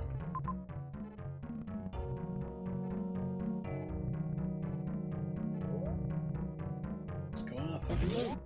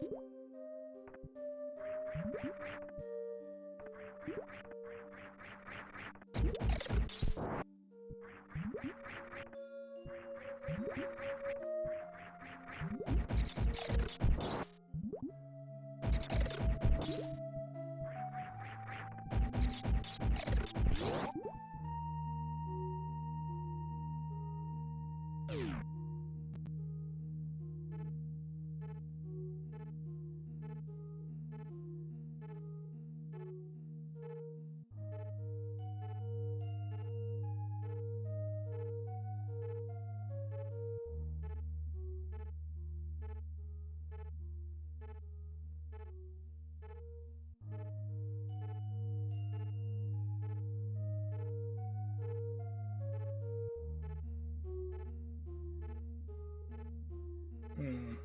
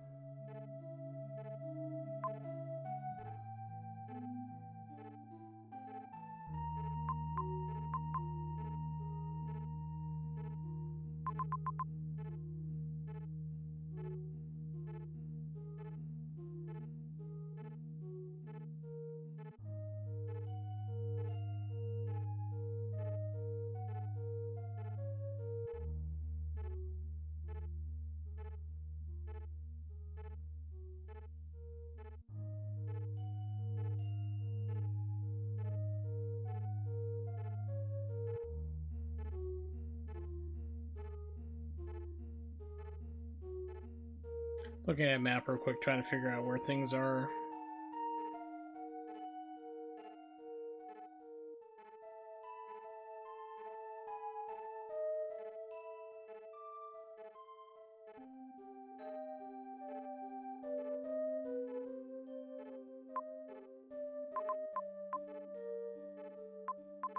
Okay, so where I have like a sequence where it goes pink, blue, right next to the blue elevator, that is a mini boss.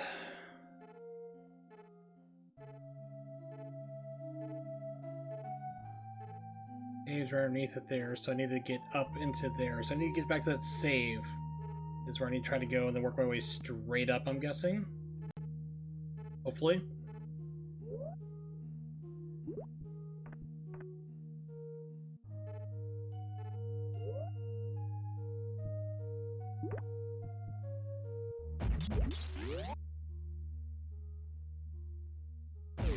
They didn't necessarily want to do that.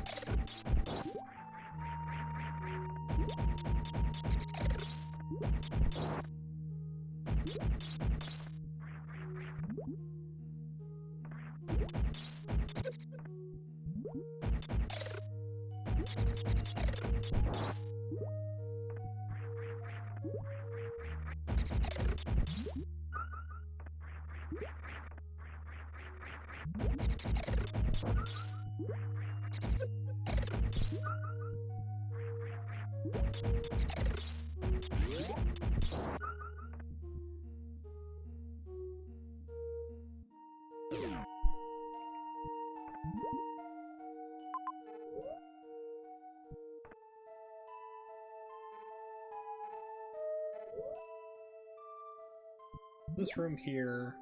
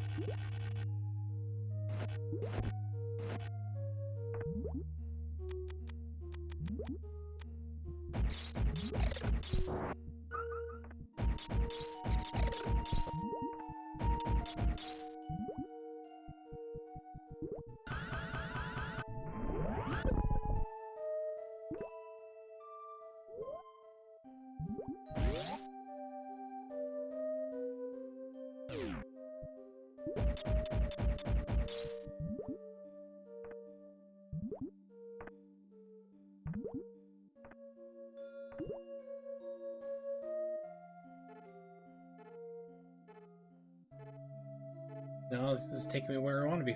Fuck, god damn it, I hate this level.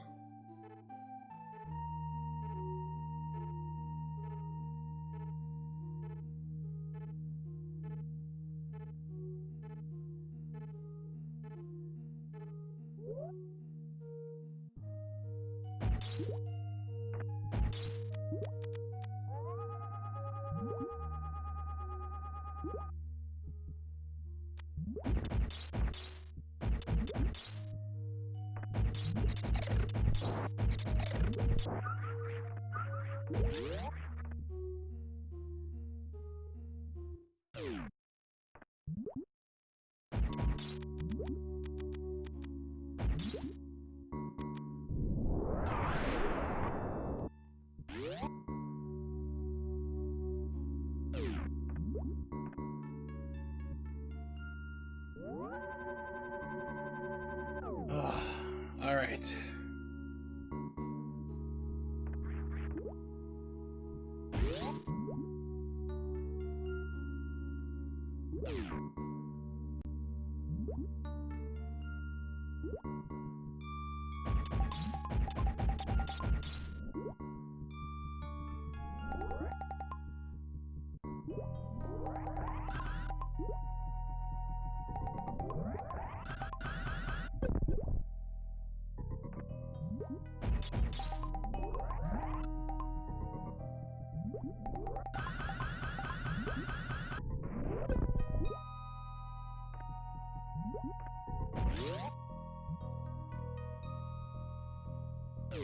Okay. I had made it here before without, like, any upgrades. This is where I need to be. Okay, good, good, good.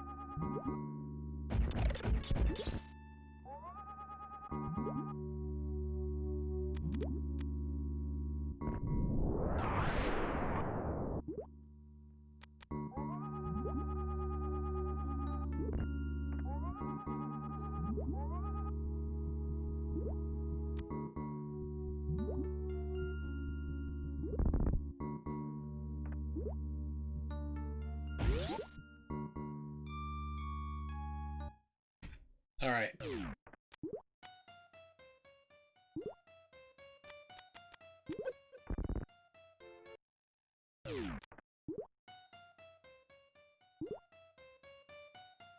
Okay, so it does come out the same one.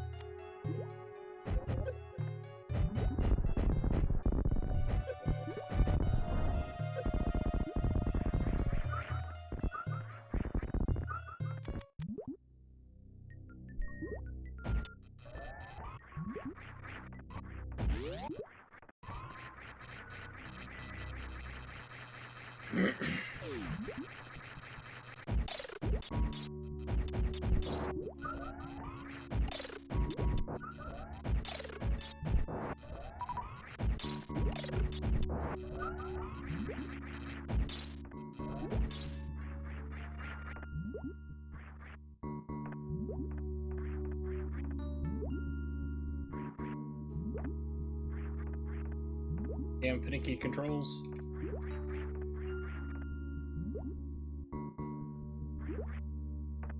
Damn it.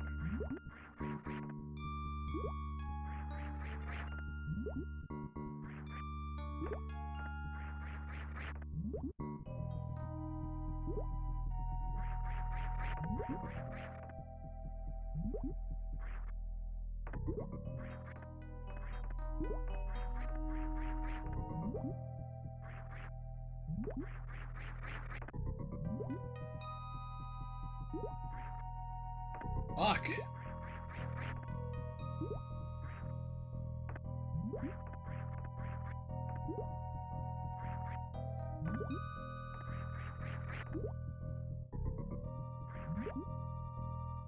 The problem is, like, this game, variable input delay.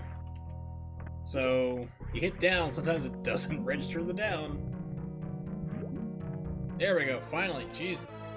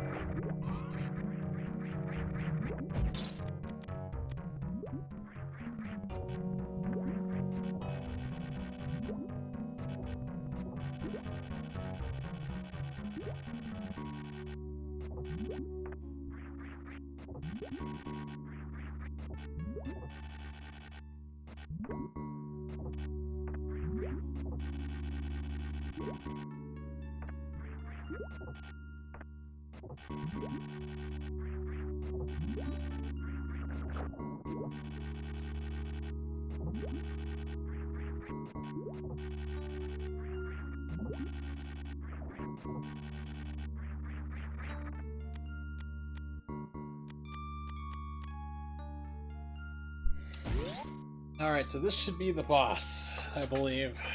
We're close to it, getting on our way to it. That's right, I got this long, crazy room to go through with more Metroids.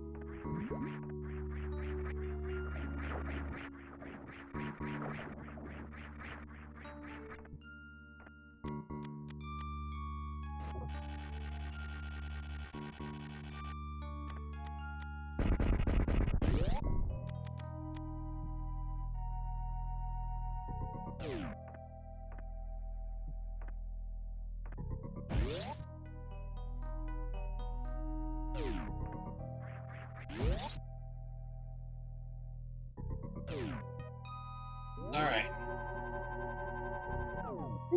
It's taken a long time. Finally back to where we need to be, where I was trying to get to desperately at the start of the stream.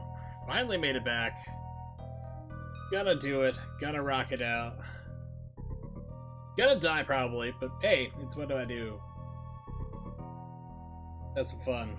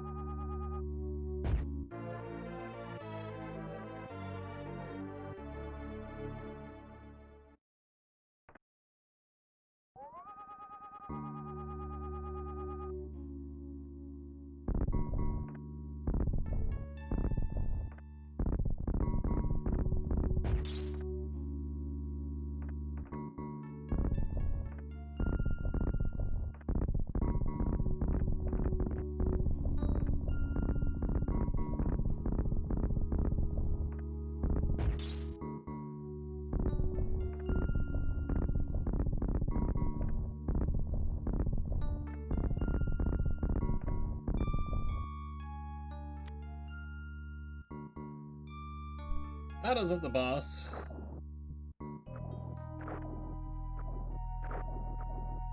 Big floors. There we go.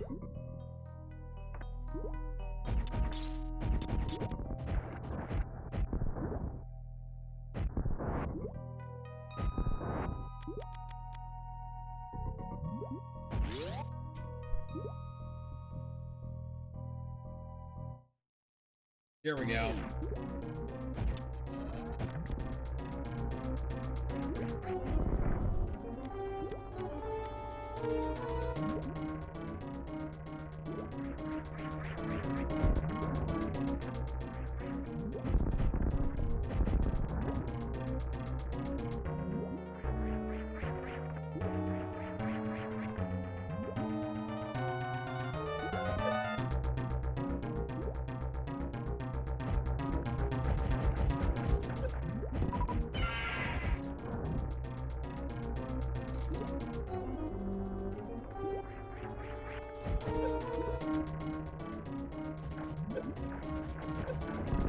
Oh my god, come on.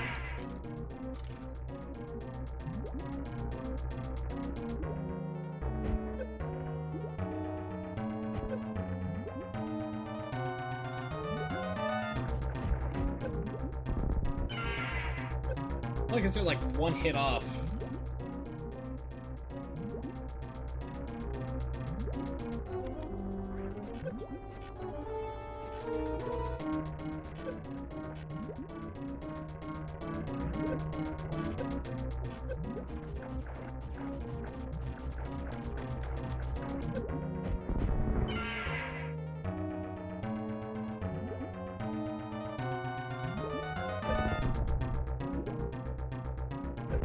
Come on, you dumb fuck, let me go. Jesus Christ.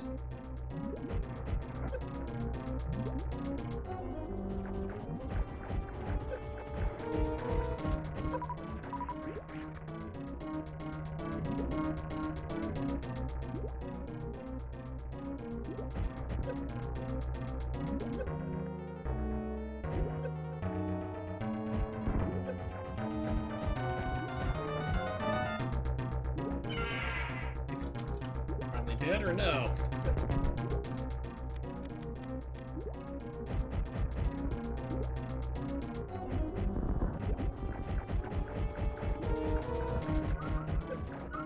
Come on!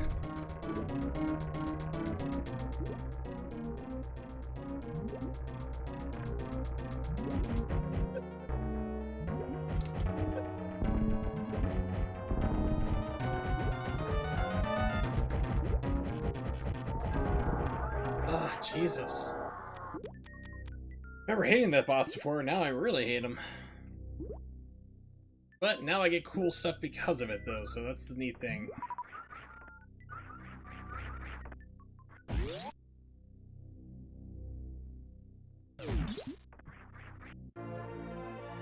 Thank you, Space Jump.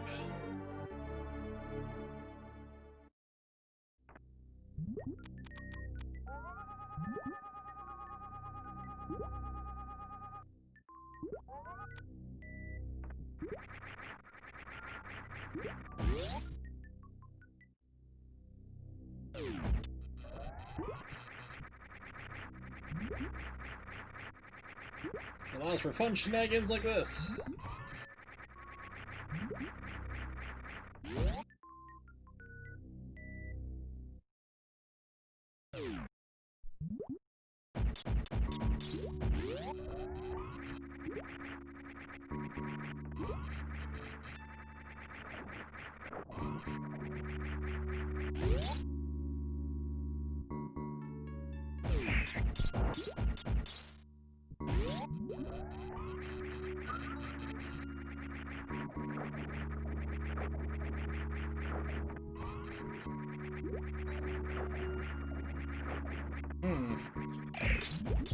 Remember the timing being a lot easier on this.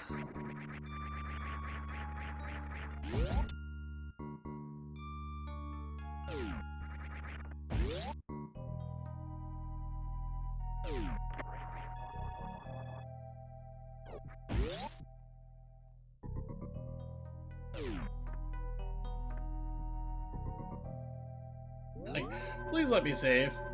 I'd really like to save now.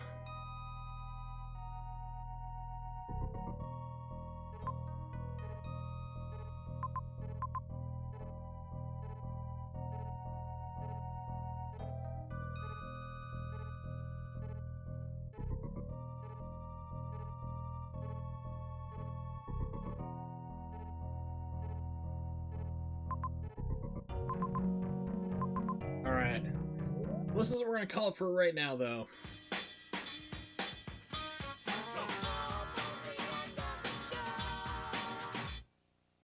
Thanks for hanging out, everybody. I do appreciate it. Of course, shoutouts to Eloy Salazar.